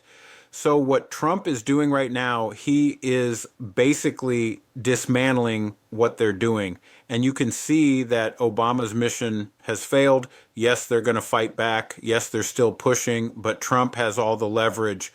And what's very interesting is that Trump, he's letting us know that we're going back to our roots. How do we know this? Well, think about what he's done to the Oval Office. He's taken all these beautiful pictures that were stored away. Nobody had seen them. And he put it all in the Oval Office, all the great presidents, the tariff men, the men that wrote the Constitution, the men that built this country, that set us on the path to freedom. He surrounded the Oval Office with all these people to remind the people of this country, this is our roots. This is what we have to go back to. Trump, he put this out on Truth. He said the following: Look how beautiful the Oval Office is now. Many of those great paintings of the past presidents were in the vault for over 100 years. Now they are for everyone to enjoy. He's reminding us of who we are. And these are the people that fought with their blood, with their tears, with their lives, with their families, with their wealth to give us the freedoms that we have today. And it's time to return to this and shut down the deep state players, shut down everything that they've been trying to do. Because you have to remember, the deep state players have been trying to take us away from our roots. They tried to confuse us. And now Trump is reminding us of our roots, reminding us of what this country really is, reminding us that we must take back the republic, and this is why Trump is going after the Federal Reserve. This is why Trump is going to be bringing down the deep state players, because everything that they set up, everything that they did is now going to be shut down. When you get that piece of paper in your hand, I know it's digital blips now in the bank, that is borrowed currency. What Trump is doing with the External Revenue Service, he's bringing in currency that's already in existence. We're not borrowing it. There's no interest attached on it. And as we wean ourselves off the Federal Reserve, where we're not borrowing the currency and we're funding the government, funding the programs with the External Revenue Service, you don't need the taxes from the people. And I think in the end, this is his main goal here, to actually sever our relationship with the Federal Reserve, then restructure it into the Treasury. So this way, we're no longer enslaved by this system, which means that is going to shut down a lot of the corruption that we see today in government and around the country and around the world. Because you have to remember, with free money like this, not free money, but money that just is easily accessible, where you're not in debt to, and I'm talking about those people that are taking it out for their nefarious needs, you could just continually borrow because they're set. All they have to do is say, oh, wait, the people are responsible for this, not me. So you know what? Let's launder it. Let's give some kickbacks to a couple of people. Let's fund some other operations. We'll just put the debt on the people. They'll have to pay the interest. They're responsible for all of it. But I do believe in the end, when Trump and the Patriots, when they finally go ahead and they take a closer look at the Federal Reserve, because again, if you're going to end up paying back the debt, you want to make sure the debt is all yours. So once again, the midterms, I do believe, are very, very important. And if we have, and I do believe we will, once we have the Patriots in place, Congress can finally vote and say, listen, let's take a deep look into the Federal Reserve, because Trump would like to pay off the Federal Reserve, and let's see if all this debt is really ours. Now, what happens when we come to find out that a lot of this debt isn't ours, and we start to realize that, hey, wait a minute, the Federal Reserve is a criminal organization, and look what they've been doing. I mean, if all you got to do is take a look around, you could see the deep state players in government. This is what they've been doing for a very long time. They're one gigantic criminal organization. So are we going to actually owe $39 trillion, or is it going to be much, much less than this? I do believe it's going to be much, much less than this.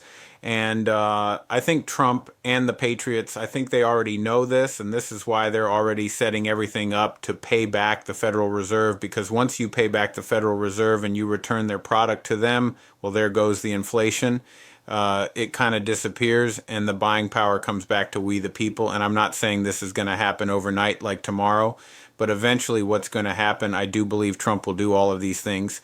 But again, without the power, without the ability to do this, we cannot move forward. And this is why I do believe the midterms are very, very important. And I do believe that alternative currencies, they're going to continually move up and up and up. Yes, you're going to see fluctuations. I mean, nothing just moves up in a straight line. That's what's called a bubble. You're going to see the alternative currencies, they're going to take dips, but again, they're going to make new highs, and you'll see it coming probably in the next couple of weeks, where all of a sudden you start to see that, wait a minute, the alternative currencies, they're starting to make moves again, because again, I do believe that Trump, the Patriots, they want to revalue the gold, and once the gold is revalued, that's when you do the audit and you go, holy crap, look how much we have. And this puts Trump, the Patriots, and the people of this country in a very good position. So I do believe that's where all this is headed, and I think Trump is now putting or building the foundation. I think it's almost ready to go. I think once the deal with China is made, I think the entire globalist system completely and utterly falls apart after that. I don't mean you're going to see it collapse, but we're not going to be part of the globalist system. Trump is now basically creating a brand new trade system that we will be using. If you really think about it, that's what he's doing. He's creating a new trade system outside of the global trade system that they had in place. And with the deals and the tariffs that he's already implemented, you can see it's already taken effect. And I do believe once we move into 2026, this is when people, of course, this is when you pay your taxes. Hopefully soon after that, we won't have to do that. But people are going to realize that they have more money in their pockets. Energy is going to come down in 2026. So think about Trump's timing right now. Think about how everything's going to take effect in 2026 leading up to the midterms. I do believe this was all done on purpose because, again, he will be able to use this against the deep state players, the central bankers, because he needs the power of the people. He needs the right people in Congress. If we're going to go after the Federal Reserve and return the economy to the people. And I do believe that's where all this is headed. Not saying that the central bank, the deep state players aren't going to try to push back. They will. But I do believe Trump and the Patriots, they have the upper hand. And we will win this battle and we will take back the economy and we'll take back the country. You can see with the government shutdown, they are losing the people of this country. And think about what Trump and the Patriots are doing and think about what the deep state, what they're doing. The deep state, they're trying to make it seem like the Republicans shut down the government and they're trying to blame it on the Republicans. But you can see behind the scenes what they're really trying to do is they're trying to basically get the military, the National Guard, ICE, CBP, they want them all to abandon their posts so this way they don't deport the illegals. And they're hoping they can keep the shutdown going long enough that this actually happens because they can see every other method that they have has not worked. And you can see at this point in time, this is why they have no problem making the people suffer in this country. Because remember, the people in this country, they're not their constituents. They want the illegals. They need to keep these people. Trump, I do believe what he's doing. He's using all of this against the deep state, against the Ds, and everyone I think realizes, and even CNN and many of the other fake news outlets, they're all out there saying, yes, it's the Democrats' fault. But think about why Trump is really doing this. Yes, he's blaming it on the Ds, but also he's exposing a lot of what they set up. And think about how Trump is now finding money to fund the military, to fund the National Guard, to fund certain parts of the government. And he's also said, listen, if SNAP runs out November 1st and the Ds are out there saying, hey, let these people suffer, we need a little bit of pain, and Trump finds money to fund the SNAP program, do the Ds lose these people? Are they going to be looking at Trump going, holy crap, look at this. The Ds just left us. That we were going to have no food, no nothing. And Trump, he found a way to keep the SNAP Pro program operational. I mean, think about what the Ds have done. They have given these people everything and these people vote for them. Trump now is going to give them something. And are these people now going to switch over to the Republican Party? I'm not saying they're going to be Republican. Or when the midterms come up, are they going to say, well, wait a minute, he's the one that helped us. They didn't help us. They said, let the people suffer.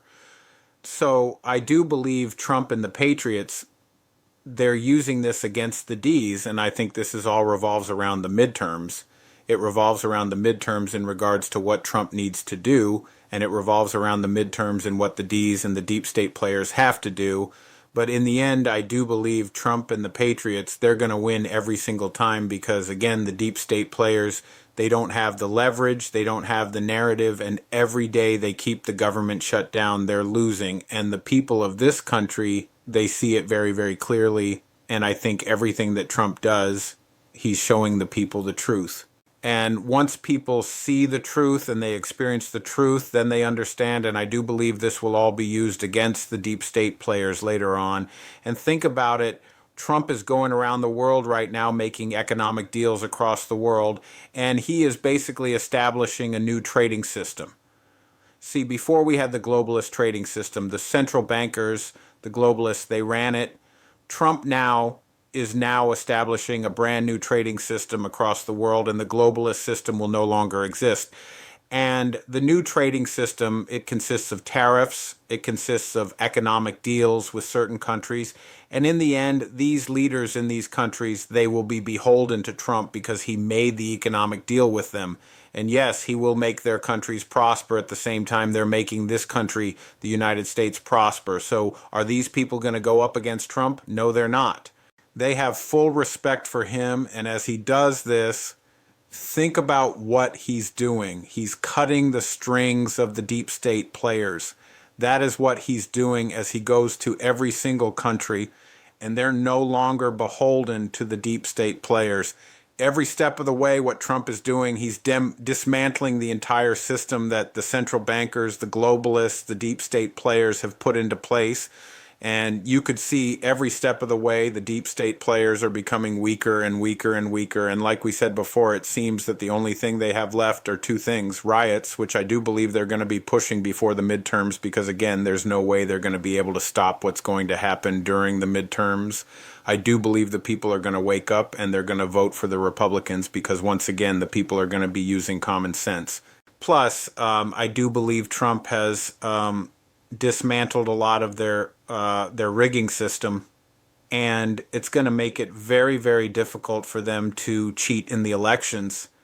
They will try in certain areas, of course, but I think overall they're going to have a very, very difficult time, and they're not going to be able to get their people into place.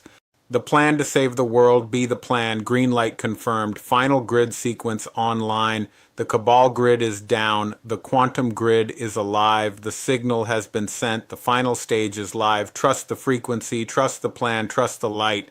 Tucker Carlson on Telegram. Thursday, October 23rd, 2025. Worldwide reset of all systems, financial, medical, judicial, spiritual. At 9 a.m. Eastern Standard Time on Thursday, October 23rd, Trump's Go Code hit the board. At 23:01 Zulu on Friday, October 24th, the quantum signal fired from the Cheyenne Mountain Complex. Once the EVS master switch is flipped, every TV, radio, internet channel will collapse into one frequency. On Thursday, October 23rd, bank servers worldwide went into cyber review. In 48 hours, they'll come back online under the Quantum Financial System Authority. The worldwide emergency broadcast system will follow. Once you hear 3 short, 1 long chirps on your phone, you will know it's live, that all TV, radio, internet channels, all devices, all platforms have been seized for broadcast. Every citizen on Earth will receive GSARA credits in their Starlink satellite wallet. Portland was a keystone urban node used to move people, weapons, cash, and data under nonprofit cover. Taking it down breaks a continental corridor that also touches Chicago, the Bay Area, and cross-border routes to Canada. Federal engineers were sealing segments with internal micro-implosive charges to collapse routes without large blasts. Brief power flickers, drone circles, and night convoys match standard tunnel neutralization procedures. Chicago marshals target NGOs, funneling cartel money into community programs. San Francisco, rapid resignations ahead of sealed indictments. Atlanta, trafficking rings masked as youth mentorship charities dismantled in late September. President Trump, the Global Military Alliance Pedophile Task Force, plus various military and rescue forces across the globe, including the Tim Ballard Foundation, were in the process of taking down through military power and implementation of the global currency reset, the Satan-worshipping cabal, and giving stolen wealth back to the people. Tim Ballard's new movie, Hidden War, to be released November 14th, 2025, was produced with the help of Mel Gibson and many others. The story dives into this dark, shedding light on the global efforts to combat this heinous crime. The documentary follows Tim Ballard, a passionate activist, founder of anti-trafficking operations, as he leads daring international missions to rescue victims and bring perpetrators to justice. Through harrowing stories, eye-opening facts, and unparalleled access to Ballard's dangerous yet vital work, Hidden War reveals the urgency of protecting the most vulnerable and inspires action against one of humanity's most pervasive crises. Join the fight. This documentary is not just a story, it's a call to action. Hidden War will challenge you to take a stand, raise awareness, and support the organizations working relentlessly so we can help put an end to this global crisis. Act now. Be part of the change. Help spread the word. Donate to the cause and advocate for the victims. The time for action is now. And then we have several links for the trailer, and please support Tim and his foundation. Possible timing, green light confirmed, Nasara, Jasara, QFS on Telegram. Trump's Go code hit the board an hour ago, 9 a.m. Eastern Standard Time, Thursday, October 23rd. No sirens, no press leak, just a quiet signature across the quantum feed. Everything since has been dominoes. Media grid, satellite transponders over Atlanta, New York City, London, now under provisional military control. When they flip the switch, primetime turns into courtroom. Forced movement, C-17s lifted from Ramstein. Diego Garcia Andrews flight plans sealed, not troop drills. Extraction lists, civil channels. Apple and Android just received a dormant update flagged EBS prep. If your phone chirps 3 short, 1 long standby, next 72-hour sequence, 1 market pause, technical maintenance across CME and NYSE, real reason is ledger drain. Number 2 is bank holiday announced as cyber review, buys 48 hours for QFS hard cutover.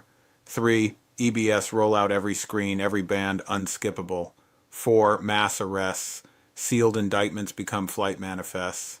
5, Gasara credits, debt slate wiped, gold weight assigned to biometric wallets. When step 3 lands, the world you know archives itself in a single frame. After that, history restarts. Remember, there will be no second feed, no mainstream hand-holding. You are either watching from the inside, stay in line, stay ready, God wins. Thursday, October 23rd, green light confirmed. Final grid sequence online, Tucker Carlson on Telegram. At 23:11 Zulu, October 24th, the quantum signal fired from Cheyenne Mountain Complex, Trump's Go code Alpha 77 went live through the QFS core node. No media, no press, no announcements, just a single pulse across the quantum network followed by silence, then movement. Satellite networks over Atlanta, London, and Zurich have been transferred to military handshake mode. The civil grid you see on your screen is already a shadow feed. Once the EVS master switch is flipped, every channel will collapse into one frequency, the disclosure wave. Ramstein Air Base, Operation Nightfall, C-17s, lifted with classified manifests, high-value targets, sealed warrants, 0 return flights. Diego Garcia, Operation Fortune Vault, Tier 4B, personnel being relocated to secure briefing zones. Andrews Command, Operation Starlink Dawn, military satellites synchronized with QFS nodes for global reset deployment. The world thinks it's business as usual, but behind the scenes, the old financial matrix is being erased. CME and NYSE enter technical maintenance phase, code for ledger draining. Every digital dollar is being rewritten into the quantum financial system, tied to gold-weighted biosignatures. Bank servers worldwide just went into cyber review. 48 hours, they'll come back online under QFS authority. That's when the switch will snap.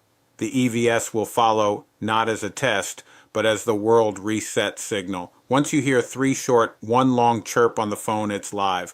All channels, all devices, all platforms seized for broadcast. Trump military tribunals and D-class files will be shown to the world. No CNN, no BBC, no social media filter, just raw disclosure, the Great Awakening transmission. After that, the system shifts, debt erased, currencies revalued, humanity freed. Your new credential QID, biometric wallet linked to your DNA frequency. Every citizen on Earth will receive Gasara credits and equal balance under divine law. And then comes the light Medbed release phase 1, code Horizon Dawn. Activation November 11th, 2025. Tier 4B teams deployed worldwide for initial healing sequences. Civilian rollout to follow within 72 hours of confirmation. Frequency pods, plasma beds, DNA regeneration chairs, all built on the same QFS infrastructure. Trump's last words from the command room at Palm Beach were simple. We end this star gauge together. Nothing can stop what's coming. Remember, there will be no second feed, no update tomorrow, no replay. You're either inside the grid or starting at a dead screen.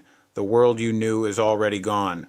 What's coming is the reset of all systems. Financial, medical, judicial, spiritual, what we think we know as of Friday, October 24th, Thursday, October 23rd, 2025. What's next? False flag, EMPs, engineered plagues, deep state terror. Be prepared, stock up on goods, get offline energy source. Trust no broadcast unless it's Starlink X. Mr. Poole on Telegram. Thursday, October 23rd, it's over. Blackout confirmed. Phase 1 now active. We need a reboot worldwide. Green Sky, it's here. Nisara, Jazara QFS, Wednesday, October 22nd, 2025. Thursday, October 23rd, 2025. The enemy is panicking. Deep state remnants are sabotaging their own networks. Labs and media hubs are burning evidence. The Alliance intercepts every byte, every bank key, every command, the final alignment, every corridor, every tunnel. Every node is being synchronized for one event, total reveal and collapse. When the trigger drops, it will look instant, but it has been years in motion. The stage is set. The switch is armed. When the lights go out, you'll know it's begun. Carolyn Bessette Kennedy on Telegram, Thursday, October 23rd, 2025. Siam Farm, powering 49 million fake accounts used for global fraud, has been dismantled by Europol. Operation Sim Cartel involved officers of multiple law enforcement units and authorities in Austria, Estonia, Finland, and Latvia, where the 26 searches were conducted. Among the crimes facilitated by this service are fraud, extortion, migrant smuggling, online marketplace scams, daughter-son money transfer requests on WhatsApp, investment fraud through fake brokers, fake shops and bank sites, and impersonation of police officers. Thursday, October 23rd, Borders Czar Tom Homan revealed that the Trump administration has located an astonishing 23,000 children out of 300,000 who were lost during the Biden era. Thursday, October 23rd, for the first time in American history, the court ruled immigration judges can no longer grant bond for undocumented immigrants who entered the U.S. without authorization, all but guaranteeing mandatory detention for those detained. Trump administration on Telegram, Thursday, October 23rd, Wake Up America. Matt Walsh bringing attention to Zoran Mamdani being a Trojan horse for advancing Islam in America. He calls out Zoran Mamdani, who openly speaks in his debates about prioritizing Muslims, visiting mosques, and working for the Muslim community. Matt Walsh says they're not here to assimilate to our culture. Oh yes, they're not here to assimilate. That's true. Instead, they're here to make Americans assimilate to Sharia law, their culture. And just a side note, if you don't believe that, look at what's going on in London, England, and all throughout the UK. All the mosques, the Sharia law, they are not assimilating. At Restored Republic, Thursday, October 23rd, A Wonderful World for Humanity coming in 2026. In God We Trust. William Gregg, First Day, Vancouver, BC, Canada. To date, over 8 million criminals have been charged and faced military tribunals and mass arrests that began in 2017. Most were executed while others got life. President JFK Sr. is alive and called Q. JFK Jr. is also alive and Vice President of the Restored Republic under Trump. President Trump is Q plus 45, 46, and 47, and a wartime president under a continuity of government act. There were 200,000 plus actors in this movie. A World War III scenario would be at the end of the movie with the rods of God, direct energy weapons destroying 34 plus deep state targets. Tuesday, October 21st, massive intel drop. Gesara activated QFS live. Gitmo expanding. Starlink enforcing. EVS countdown running. Nisara, Gesara, QFS. Trump and the Alliance have flipped the switch. Gesara is now active worldwide. The quantum financial system is online, powered by recovered tech, secured by Starlink, and backed by gold. Every transaction is tracked through biometric frequency. Stolen wealth is being seized and redirected to the people. Gesara is the law of the new world. No speeches, no announcements. It's already structuring global finance behind the scenes. Central banks are collapsing. SWIFT is obsolete. Starlink satellites now validate all monetary flow through quantum encryption. If you fail biometric resonance, your funds vanish. No second chances. The 7-second audio trigger, a frequency code quietly circulating among insiders, links your biometric signature to the QFS reserves legally attached to your name. When played in silence, it activates your resonance, unlocking your account inside the quantum mesh. No app, no login. It either connects or it doesn't. Global transition underway. Brazil, Vietnam, and parts of Europe have already migrated. IMF and BS systems are gutted. CEOs are vanishing. Starlink's spectral nodes now monitor every ledger in real time. They can freeze or reverse transactions instantly. Quantum channels have taken over. Trump's executive order in April 2025. Trump signed the order merging the Federal Reserve into a gold-backed U.S. Treasury under QFS control. Massive vaults in Nevada and Utah mirror digital reserves. The Hoover Dam powers quantum servers called deep vault arrays, the true backbone of the new economy. Gitmo expansion. Hundreds of elites tied to laundering, trafficking, and bioexperimentation are already detained. Military tribunals are running non-stop. Flights in and out of Guantanamo have tripled since June. The evidence is overwhelming. Files, comms, and video proof awaiting disclosure. EVS countdown. Project Aurora. The emergency broadcast rehearsal succeeded. The final trigger will cut all communications for 72 hours. During blackout, the world will witness military-verified truth, financial crimes, and medical betrayal. Final phase, the system is live. The gold is secured. The audits are done. Thousands have already connected through the 7-second frequency. Trump isn't campaigning. He's dismantling the old world. Those who know aren't waiting. They're already inside watching from the other side of the firewall. Thursday, October 23rd, RFK Jr. Within 5 years, satellites belonging to Bill Gates will be able to look at every square inch of the planet 24 hours a day. They're putting in 5G to harvest our data and control our behavior. Digital currency that will allow them to punish us from a distance and cut off our food supply. It will make you a slave. And Thursday, October 23rd, Israel's lobby in panic. Kirk's letter leaks. The director of national intelligence, Tulsi Gabbard, the rabbit hole on Telegram. I've got a long list of things that we are investigating. We have the best of the best going after this, election integrity being one of them. Report, Dominion deleted 2.7 million Trump votes nationwide. Data Ana analysis finds 221,000 Pennsylvania votes switched from President Trump to Biden and 941,000 Trump votes deleted. States using Dominion voting systems switched 435,000 votes from Trump to Biden, Tulsi Gabbard. We have evidence of how these electronic voting systems have been vulnerable to hackers for a very long time, and vulnerable to exploitation to manipulate the results of the votes being cast, which further drives forward your mandate to bring about paper ballots across the country so that voters can have faith in the integrity of our elections. In other words, just wait. She exposed was merely an attempted overthrow by Barack Obama in 2016. 2020 was the actual overthrow. And B, it's no coincidence that Dominion Rigging Systems was just sold last week and rebranded as Liberty Vote as the DOJ indicted Smartmatic officials for money laundering and a $1 million bribe. Thursday, October 23rd, Sim Farm powering 49 million fake accounts used for global fraud dismantled by Europol, emergency broadcast channel on Telegram. Operation Sim Cartel involved officers of multiple law enforcement units and authorities in Austria, Estonia, Finland, and Latvia, where the 26 searches were conducted. According to the European agency, the illegal service helped create more than 49 million fraudulent online accounts. Authorities so far have linked to some of them to 1,700 fraud cases in Austria and 1,500 in Latvia.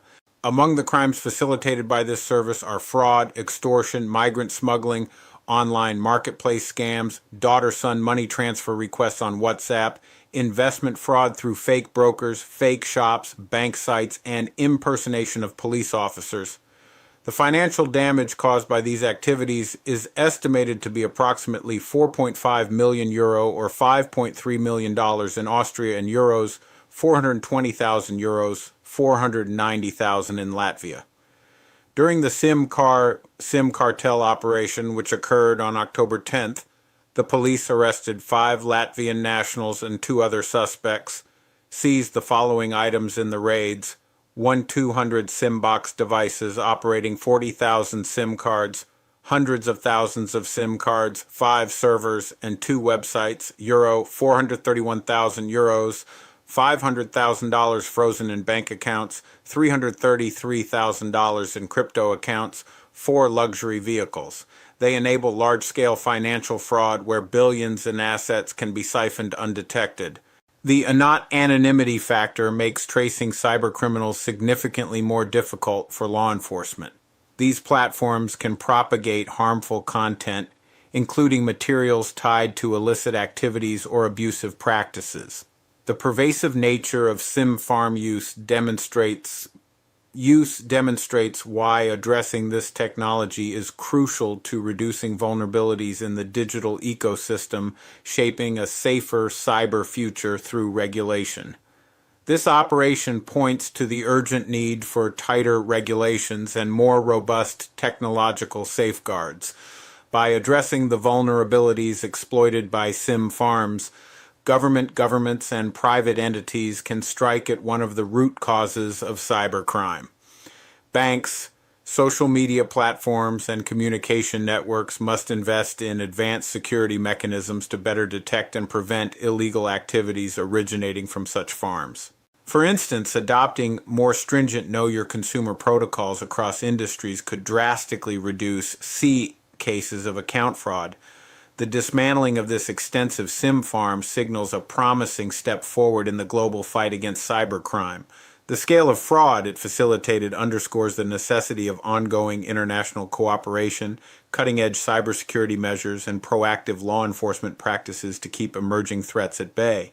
At Lynx Intel, we understand the challenges of navigating a digital ecosystem under constant threat. That's why we offer comprehensive cybersecurity solutions to help businesses safeguard their assets and detect risks early. Contact us today and take the first step towards strengthening your defenses against the ever-evolving world of cyber threats. With the servers seized, a forensic analysis may help investigators identify customers of the illegal services.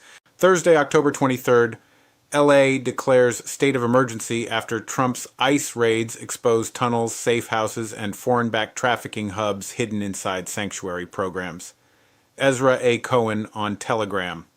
Los Angeles is collapsing under the weight of what Trump's forces just unearthed: a vast sanctuary apparatus concealing global trafficking and laundering operations buried beneath immigration aid programs.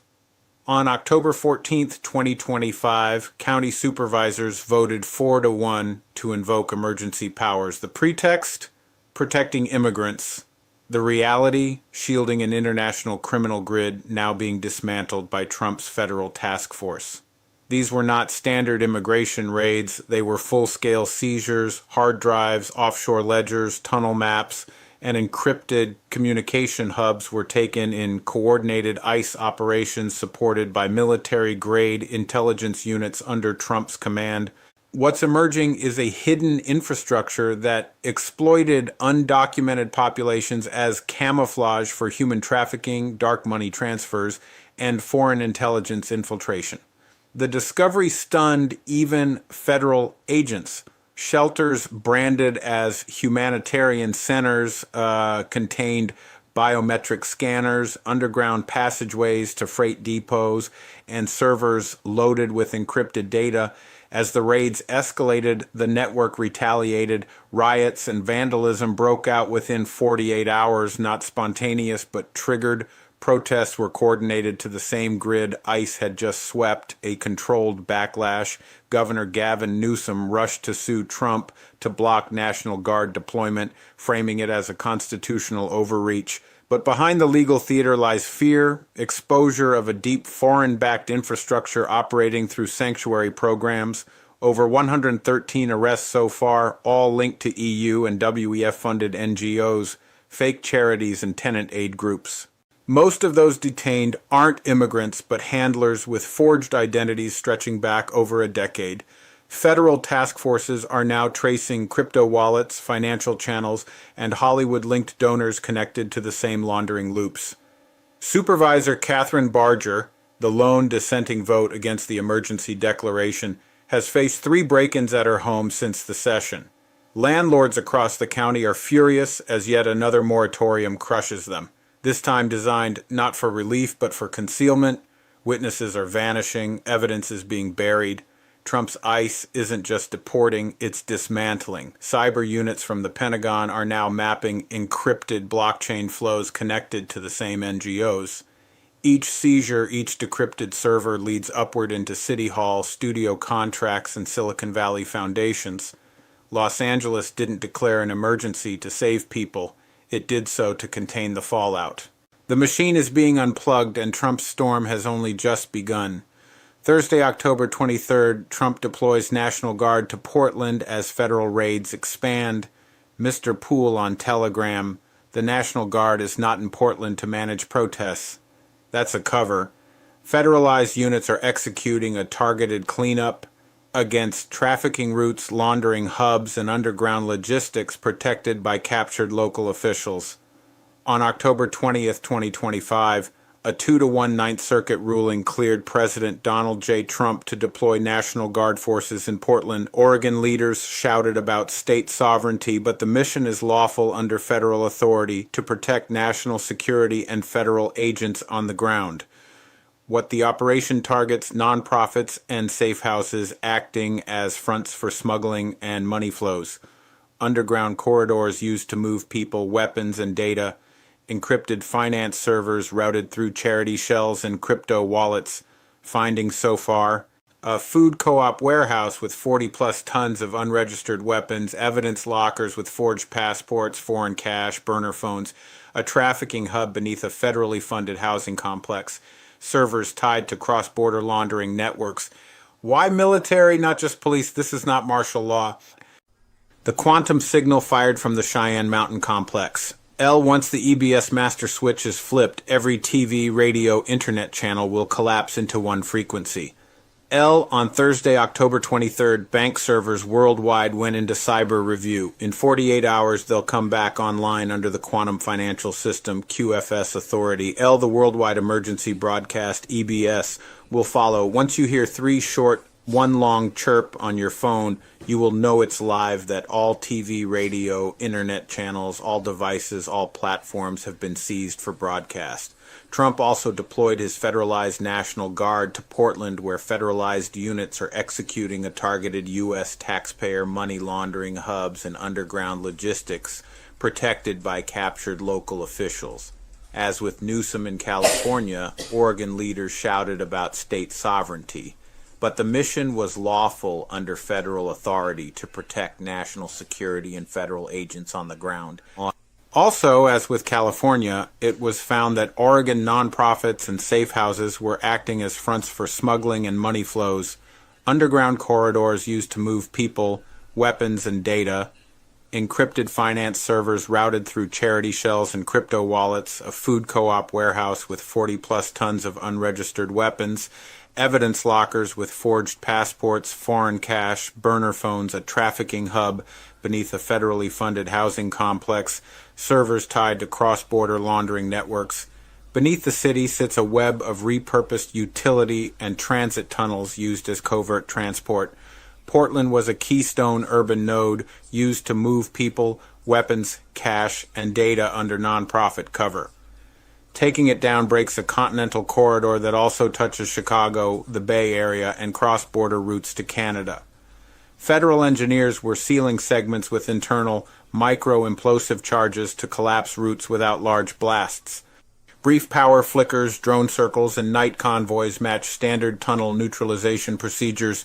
Chicago marshals target NGOs funneling cartel money into community programs. San Francisco, rapid resignations ahead of sealed indictments. Atlanta trafficking rings masked as youth mentorship charities dismantled in late September. Join the fight. This documentary is not just a story, it's a call to action. Hidden War will challenge you to take a stand, raise awareness, and support the organizations working relentlessly to end human trafficking. Together, we can help put an end to this global crisis. Act now. Be part of the change. Help spread the word, donate to the cause, and advocate for the victims. The time for action is now. A possible timing green light confirmed Nicera Jazera QFS on Telegram. L. Trump's go code hit the board an hour ago, 9 a.m. EST, Thursday, October 23rd. L. No sirens, no press leak, just a quiet signature across the quantum feed. Everything since has been dominoes. L. Media grid, satellite transponders over Atlanta, NYC, London now under provisional military control. When they flip the switch, primetime turns into courtroom. L. Forced movement, C-17s lifted from Ramstein, Diego Garcia, Andrews flight plans sealed, not troop drills, extraction lists. L. Civil channels, Apple and Android just received a doorman update. Flag DBS prep if your phone chirps 3 short, 1 long standby. Next 72-hour sequence. L1, market pause, technical maintenance across CME and NYSE. Real reason, ledger drain. L2, bank holiday announced as cyber review. Buys 48 hours for QFS hard cutover. L3, EBS rollout. Every screen, every band unskippable. L4, mass arrests. Sealed indictments become flight manifests. L5, Jacera credits, debts late wiped. Gold weight assigned to biometric wallets. L, when step 3 lands, the world you know archives itself in a single frame. After that, history restarts. L, remember there will be no second feed, no mainstream hand-holding. You're either watching from the inside. L, stay aligned, stay ready, God wins. Be Thursday, October 23rd, 2025. Green light confirmed. Final grid sequence online. Tucker Carlson on Telegram. L at 2311 Zulu OCT 24th, 2025. The quantum signal fired from Cheyenne Mountain Complex. L. Trump's go code Alpha 77 went live through the QFS core node. L. No media, no press, no announcements. Just a single pulse across the quantum network followed by silence, then movement. L. Satellite networks over Atlanta, London, and Zurich have been transferred to military handshake mode. L. The civil grid you see on your screen is already a shadow feed. L. Once the EBS master switch is flipped, every channel will collapse into one frequency, the disclosure wave. L. Ramstein Air Base, Operation Nightfall. C-17s lifted with classified manifests, high-value targets, sealed warrants, 0 return flights. L. Diego Garcia, Operation Fortune Vault. TR-4B personnel being relocated to secure briefing zones. L. Andrews Command, Operation Starlink Dawn. Military satellites synchronized with QFS nodes for global reset deployment. L. The world thinks it's business as usual, but behind the scenes, the old financial matrix is being erased.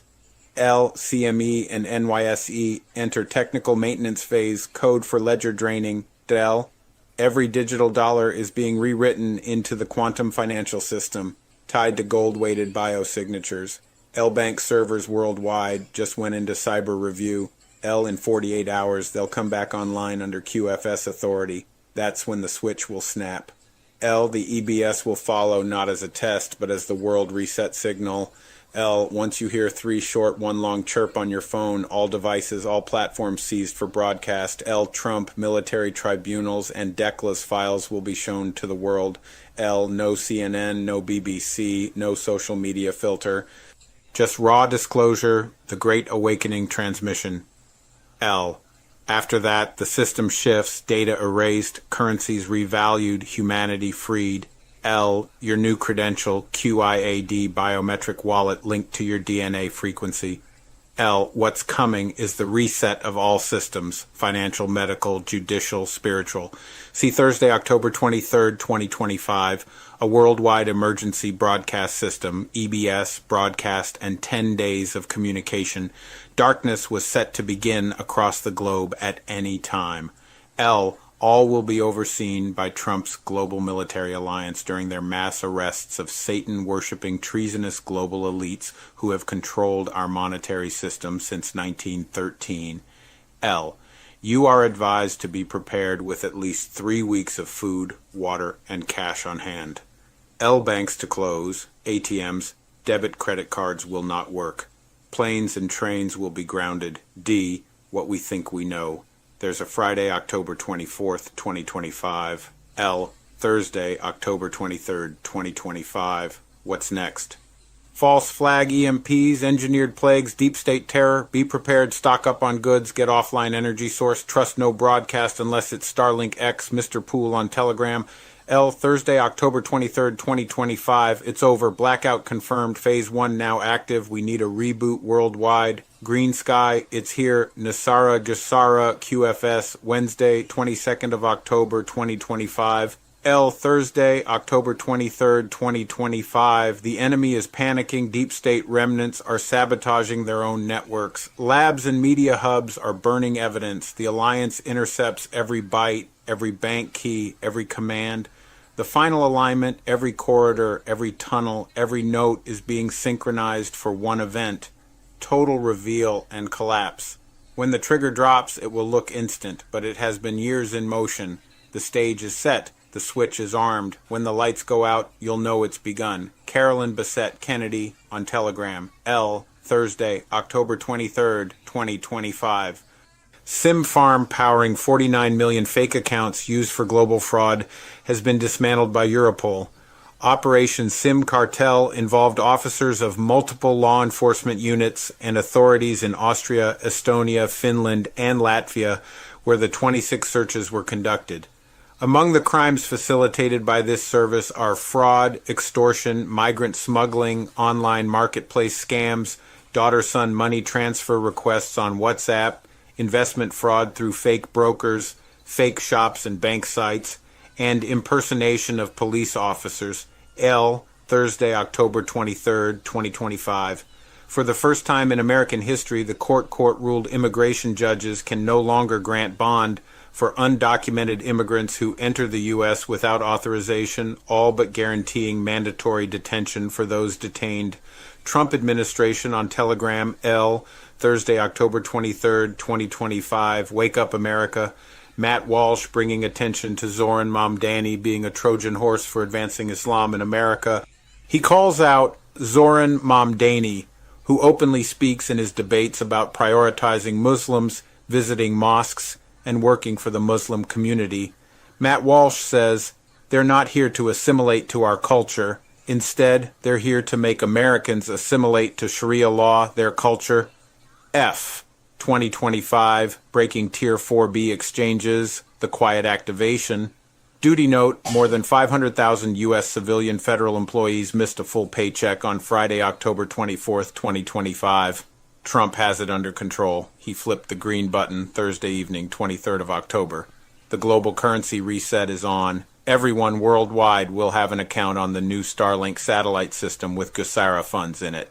For those with foreign currency and or ZIM bonds to exchange, L, Tier 4B, U.S. The Internet Group currency exchanges are now being reported across the U.S., with private appointments, NDA protocols, and sudden flashes of live rates. Insiders say the QFS infrastructure is humming beneath the surface. The ignition phase may have begun. L, unconfirmed yet consistent reports indicate that banks are scheduling private exchanges for Iraqi dinar. Terminals flash temporary revalued rates, then vanish. Redemption centers are allegedly on high alert, staff briefed, and systems armed. Something is moving. L, participants are said to be signing strict NDAs before exchanges, a mark of secrecy that fits a classified financial rollout. The same chatter emerges from unrelated sources. Different states, same timing, same story. That's not coincidence, that's coordination. L, whispers from banking circles suggest quiet test transactions, controlled waves, soft launches designed to prevent system shock. October is a strategic month. Fiscal endings, central bank recalibrations, digital network realignments, perfect timing for a controlled reset. L, the rumored QFS is reportedly being tested, quantum secured, tamper-proof, immune to manipulation. Exchanges are said to run through advanced verification systems, scanning every note for authenticity, each operation logged, each signal monitored. L, skeptics warn of rumor mills, but patterns don't lie. When independent intel streams converge, something larger brews. The convergence itself is the signal. This isn't hopium, it's movement. Quiet, deliberate, and irreversible. L, Both the dinar and dong are spotlighted as undervalued assets aligned with upcoming parity adjustments. For those watching closely, these aren't coincidences. They're early tremors of a tectonic shift. L, stay solid, stay disciplined. The first wave never announces itself. It moves in silence through signed NDAs and blinking terminals. If you know, you know. L, final warning, Tier 4B may already be activating behind closed doors, or this could be the final stress test before the floodgates open. Either way, the system is awake. Timing is everything. Patience separates the prepared from the panicked. Restored Republic, G. Thursday, October 23rd, 2025. A wonderful world for humanity coming in 2026. In God we trust. William Gregg. Thursday, Vancouver, British Columbia, Canada, L. To date, over 8 million criminals have been charged and faced military tribunals and mass arrests that began in 2017.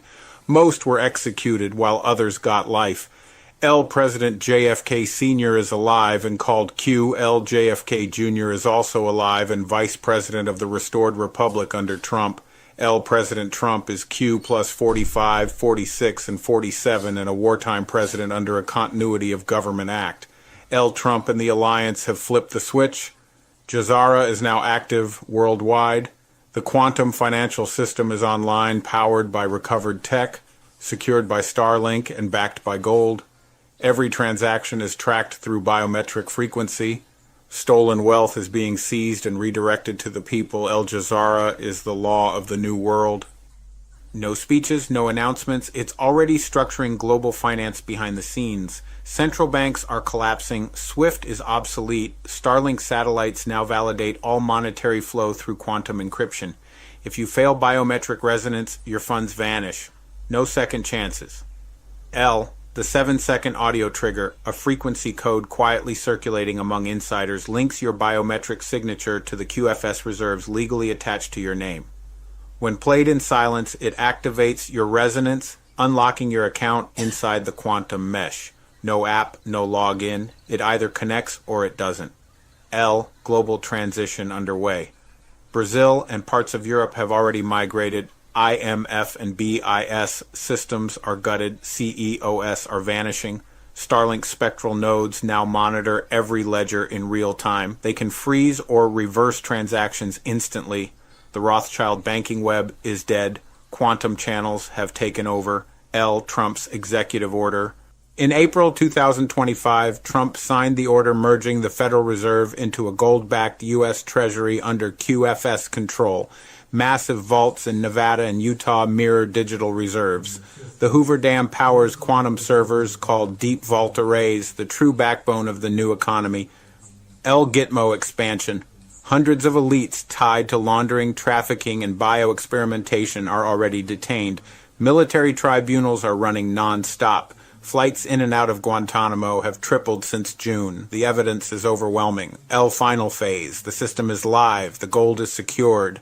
The audits are done. Thousands have already connected through the 7-second frequency. Trump isn't campaigning. He's dismantling the old world. L. Those who know aren't waiting. They're already inside, watching from the other side of the firewall. The October 23rd, 2025 RFK Jr. within 5 years, satellites belonging to Bill Gates will be able to look at every square inch of the planet 24 hours a day. They're putting in 5G to harvest our data and control our behavior. Digital currency that will allow them to punish us from a distance and cut off our food supply. It will make you a slave. L. Thursday, October 23rd, 2025. Israel's lobby in panic, Kirk's letter leaks. L, I've got a long list of things that we are investigating. We have the best of the best going after this, election integrity being one of them. Report Dominion deleted 2.7 million Trump votes nationwide. L, data analysis finds 221,000 Pennsylvania votes switched from President Trump to Biden and 941,000 Trump votes deleted. L states using Dominion voting systems switched 435,000 votes from Trump to Biden. L. Tulsi Gabbard.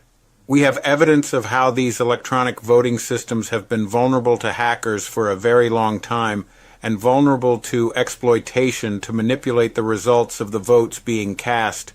which further drives forward your mandate to bring about paper ballots across the country so that voters can have faith in the integrity of our elections. In other words, LA, just wait. What she exposed was merely an attempted overthrow by Barack Obama in 2016. 2020 was the actual overthrow. LB, it's no coincidence that Dominion Rigging Systems was just sold last week and rebranded as Liberty Vote as the DOJ indicted Smartmatic officials for money laundering and a $1 million bribe. End Thursday, October 23rd, 2025. SimFarm powering 49 million fake accounts used for global fraud dismantled by Europol. Emergency broadcast channel on Telegram. L. Operation Sim Cartel involved officers of multiple law enforcement units and authorities in Austria, Estonia, Finland, and Latvia, where the 26 searches were conducted. L. According to the European agency, the illegal service helped create more than 49 million fraudulent online accounts. Authorities so far have linked to some of them to 1,700 fraud cases in Austria and 1,500 Latvia. L.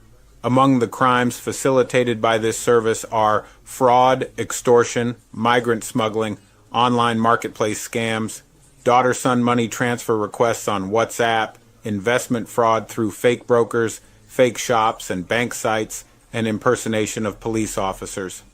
L. The financial damage caused by these activities is estimated to be approximately 4.5 million euros, $5.3 million in Austria, and 420,000 euros, $490,000 in Latvia. L.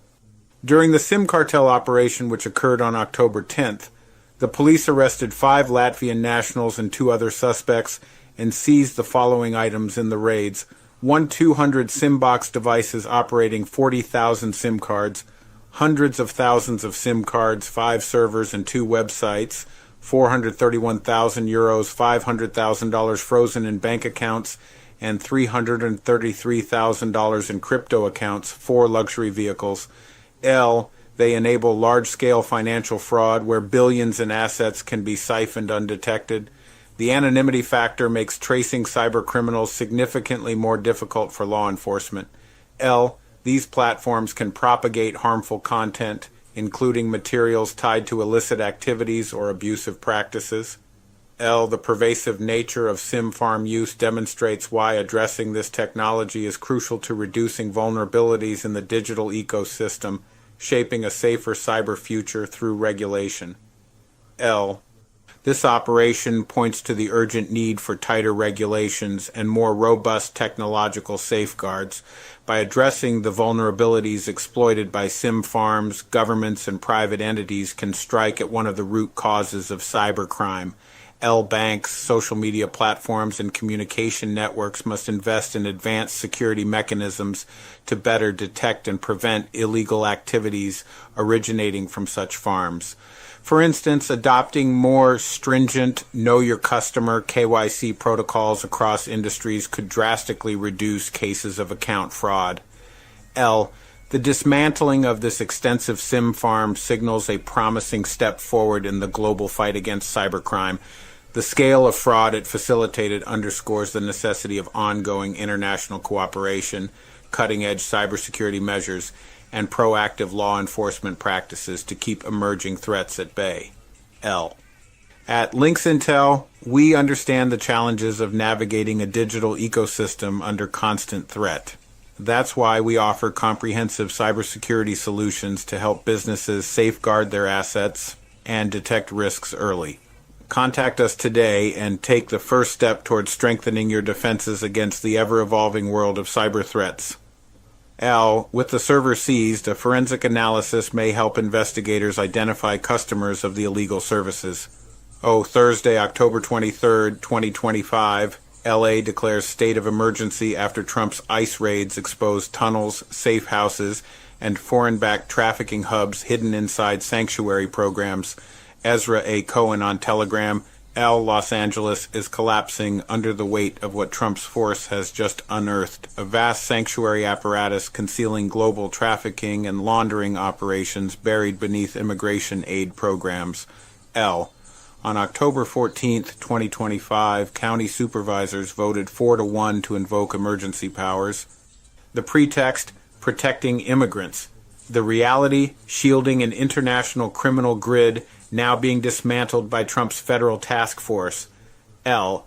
These weren't standard immigration raids. They were full-scale seizures. Hard drives, offshore ledgers, tunnel maps, and encrypted communication hubs were taken in coordinated ICE operations supported by military-grade intelligence units under Trump's command. L. What's emerging is a hidden infrastructure that exploited undocumented populations as camouflage for human trafficking, dark money transfers, and foreign intelligence infiltration. L. As the raids escalated, the network retaliated. Riots and vandalism broke out within 48 hours. Not spontaneous, but triggered. Protests were coordinated to the same grid ICE had just swept. A controlled backlash. Governor Gavin Newsom rushed to sue Trump to block National Guard deployment, framing it as a constitutional overreach. But behind the legal theater lies fear, exposure of a deep foreign-backed infrastructure operating through sanctuary programs. Over 113 arrests so far, all linked to EU and WEF-funded NGOs, fake charities, and tenant aid groups.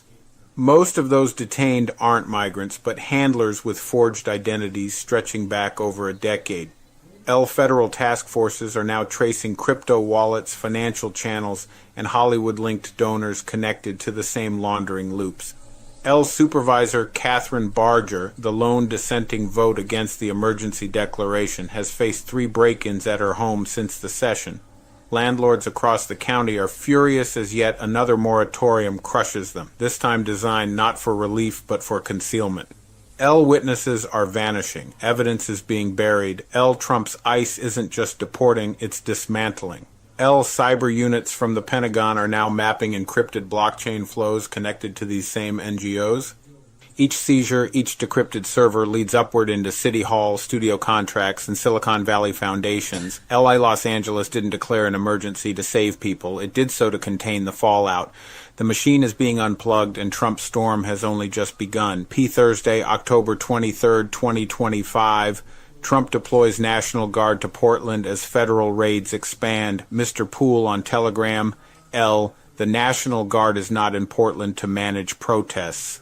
That is a cover. Federalized units are executing a targeted cleanup against trafficking routes, laundering hubs, and underground logistics protected by captured local officials. On October 20th, 2025, a 2-1 Ninth Circuit ruling cleared President Donald J. Trump to deploy National Guard forces in Portland. Oregon leaders shouted about state sovereignty, but the mission is lawful under federal authority to protect national security and federal agents on the ground.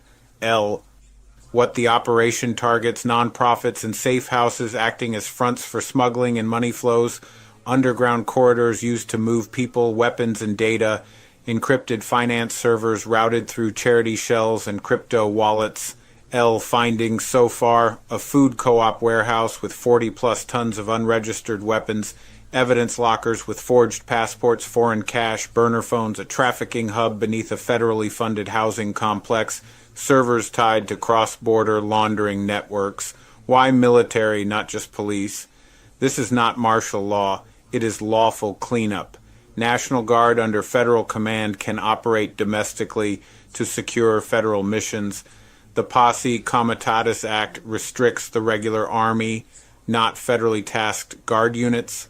Where local officials obstruct, federal authority prevails. What is under Portland? Beneath the city sits a web of repurposed utility and transit tunnels used as covert transport. Federal engineers are sealing segments with internal micro-implosive charges to collapse routes without large blasts. Brief power flickers, drone circles, and night convoys match standard tunnel neutralization procedures. State resistance equals exposure. Loud objections from state offices, judges, and agency heads track with documents recovered in recent raids that link public funds to fake refugee and housing programs used as laundering conduits. Expect emergency filings, PR distraction, and sudden resignations as warrants land. L. Parallel strikes in other cities. Chicago, marshals target NGOs funneling cartel money into community programs. San Francisco, rapid resignations ahead of sealed indictments. Atlanta, trafficking rings masked as youth mentorship charities dismantled in late September. L. These are synchronized actions fed by a unified intelligence stream that has mapped urban logistics since 2017. Portland is simply the most visible front. L. How the teams move. National Guard units embed with Joint Special Operations Advisors. Orders are issued over encrypted networks with real-time aerial and subterranean mapping. Power downs isolate blocks. Drones lock perimeter. Entry teams seize servers and ledgers. Then engineers seal corridors. L media blackout. National outlets insist nothing is happening. Local clips of low-flying helicopters, unmarked convoys, and temporary blockades say otherwise. Silence from captured media and officials is part of the shield that allowed these networks to grow. L. Why this matters. Portland was a keystone urban node used to move people, weapons, cash, and data under nonprofit cover. Taking it down breaks a continental corridor that also touches Chicago, the Bay Area, and cross-border routes to Canada. When the keystone falls, the arch collapses. L. Bottom line. This is not about optics. It is about ending protected criminal logistics inside U.S. cities. The Ninth Circuit opened the door. Federal forces walk through it. Portland is the first domino, not the last. L. Stay alert. Watch the resignations. Watch the late-night power cuts and the sudden maintenance notices. The blackout is ending, and the cleanup is moving city by city. L. We've got a long list of people, but we have to do it securely and safely, and so we put together a plan in order to carry that out and to get to as many people as we can. Go to certain areas on the planet and then start the treatments for people and to have enough units so that we can do many people at one time. L. Imagine that if it was a publicized situation, we will be inundated and overwhelmed with the feeding frenzy of the human race wanting to be fixed, the dark side of human nature. They want it now, and they'll do anything to get it. It would be nice if everyone was benevolent, loved everyone, and all is wonderful. L. The QFS is absorbing their systems.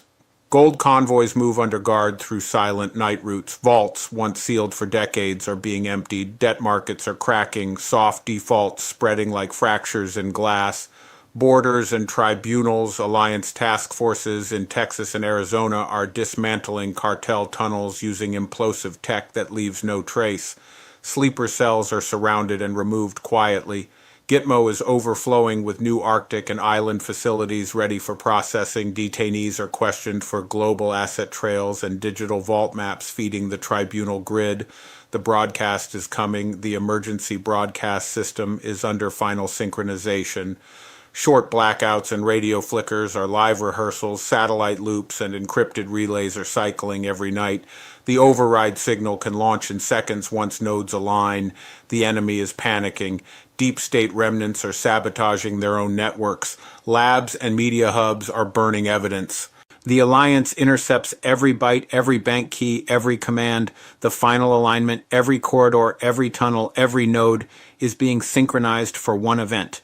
Total reveal and collapse. When the trigger drops, it will look instant, but it has been years in motion. The stage is set, the switch is armed. When the lights go out, you'll know it's begun. EBSB. Wednesday, 22nd of October, 2025. Attention. Green light on EBS. Activated power equals on. We have power now.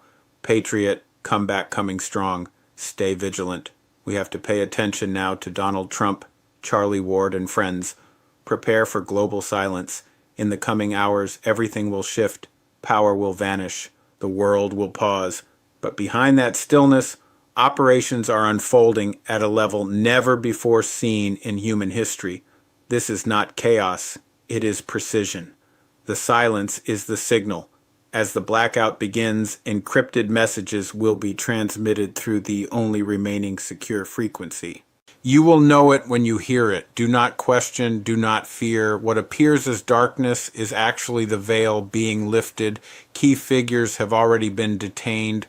Unknown to the public, military tribunals have been running in silence beneath the surface. Confessions have been made, documents have been secured, every lie is archived, every name is cataloged, every crime is documented. This is not a drill. This is the moment the world resets. Trust in the operations, trust the silence, and most of all, trust what comes after the darkness. The world you knew was never real. What comes next is Wednesday, 22nd of October, 2025. Mr. Poole, we are inside the broadcast now. The silence isn't empty, it's full of revelation.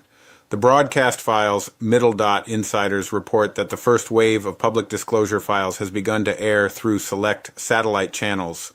These are not news segments, they are raw recordings from sealed military tribunals and classified operations dating back decades. Middle Dot audio clips feature recognizable voices, officials, CEOs, media figures admitting the crimes against humanity under direct questioning. Most of these clips were never meant to see daylight. Middle Dot, the translation teams, have been activated. Subtitled broadcasts are appearing across Europe and South America, suggesting a global rolling release pattern. Digital ID servers are being reconfigured to align with a new quantum identity framework. Each verified individual will receive their own node access when the EBS feed ends. Middle Dot, the world is seeing the first layer of truth. When the second layer drops, everything you thought you knew about history will disintegrate. See possible timing, global currency reset, duty note, what we think we know. On Monday, October 20th, 2025, President Trump pressed the green light for the global currency reset to begin rolling out. On Monday, October 20th, 2025, history was made as the Iraqi Gazette officially published the full Tier 4B redemption sequence for the Iraqi dinar, the kingpin of the global currency reset. Included in the Gazette were procedural timelines from the Central Bank of Iraq, CBI for exchange centers, appointment scheduling, and private investor redemption. This was Tier 4B's, us, the Internet Group's long-awaited green light, the signal many believed would never come. RVGCR ignites Tier 4B shock. All on Monday, 20th of October at 8:20 p.m., some bondholders began to exchange and would be called into exchange until Friday, 24th of October, although no one would gain access to their monies until Tier 4B began exchanging.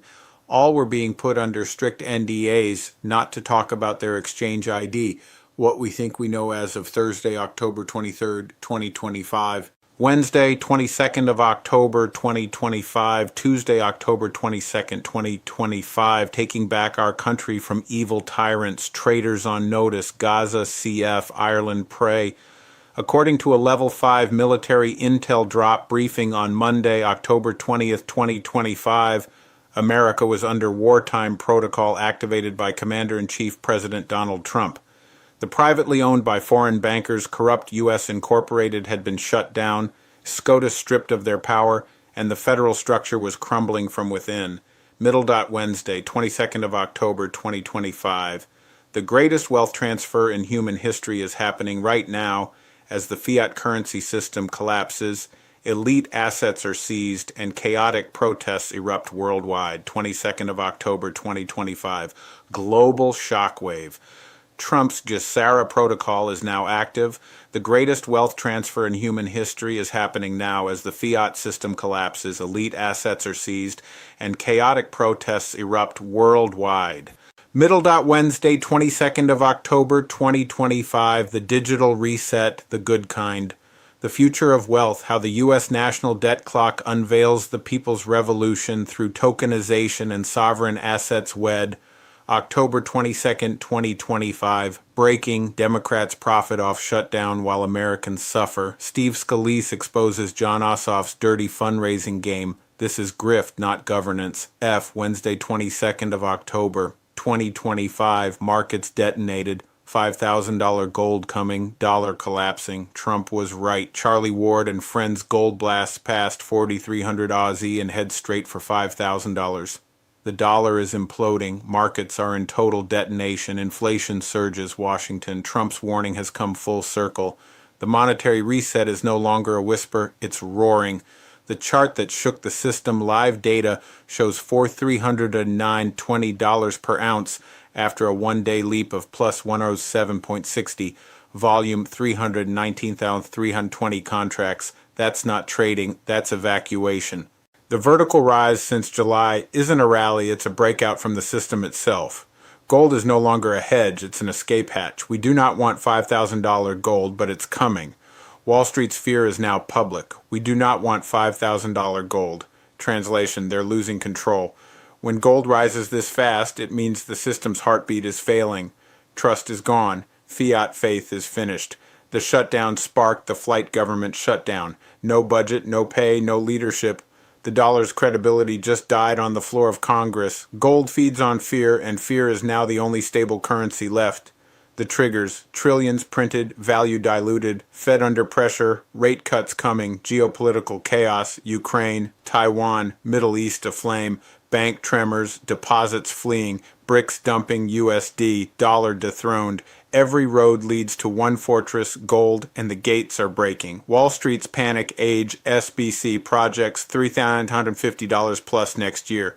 Goldman Sachs warns of a $5,000 migration flight from fiat triggering the largest gold move in modern history. Insiders now admit this is the point of no return. The dollar bleeds, the system decays. Central banks hoard gold, bonds rot, the Fed trembles. Shutdown, inflation, and de-dollarization have formed the perfect storm. This isn't investment advice, it's survival. Trump's prophecy, you can't print your way out of failure.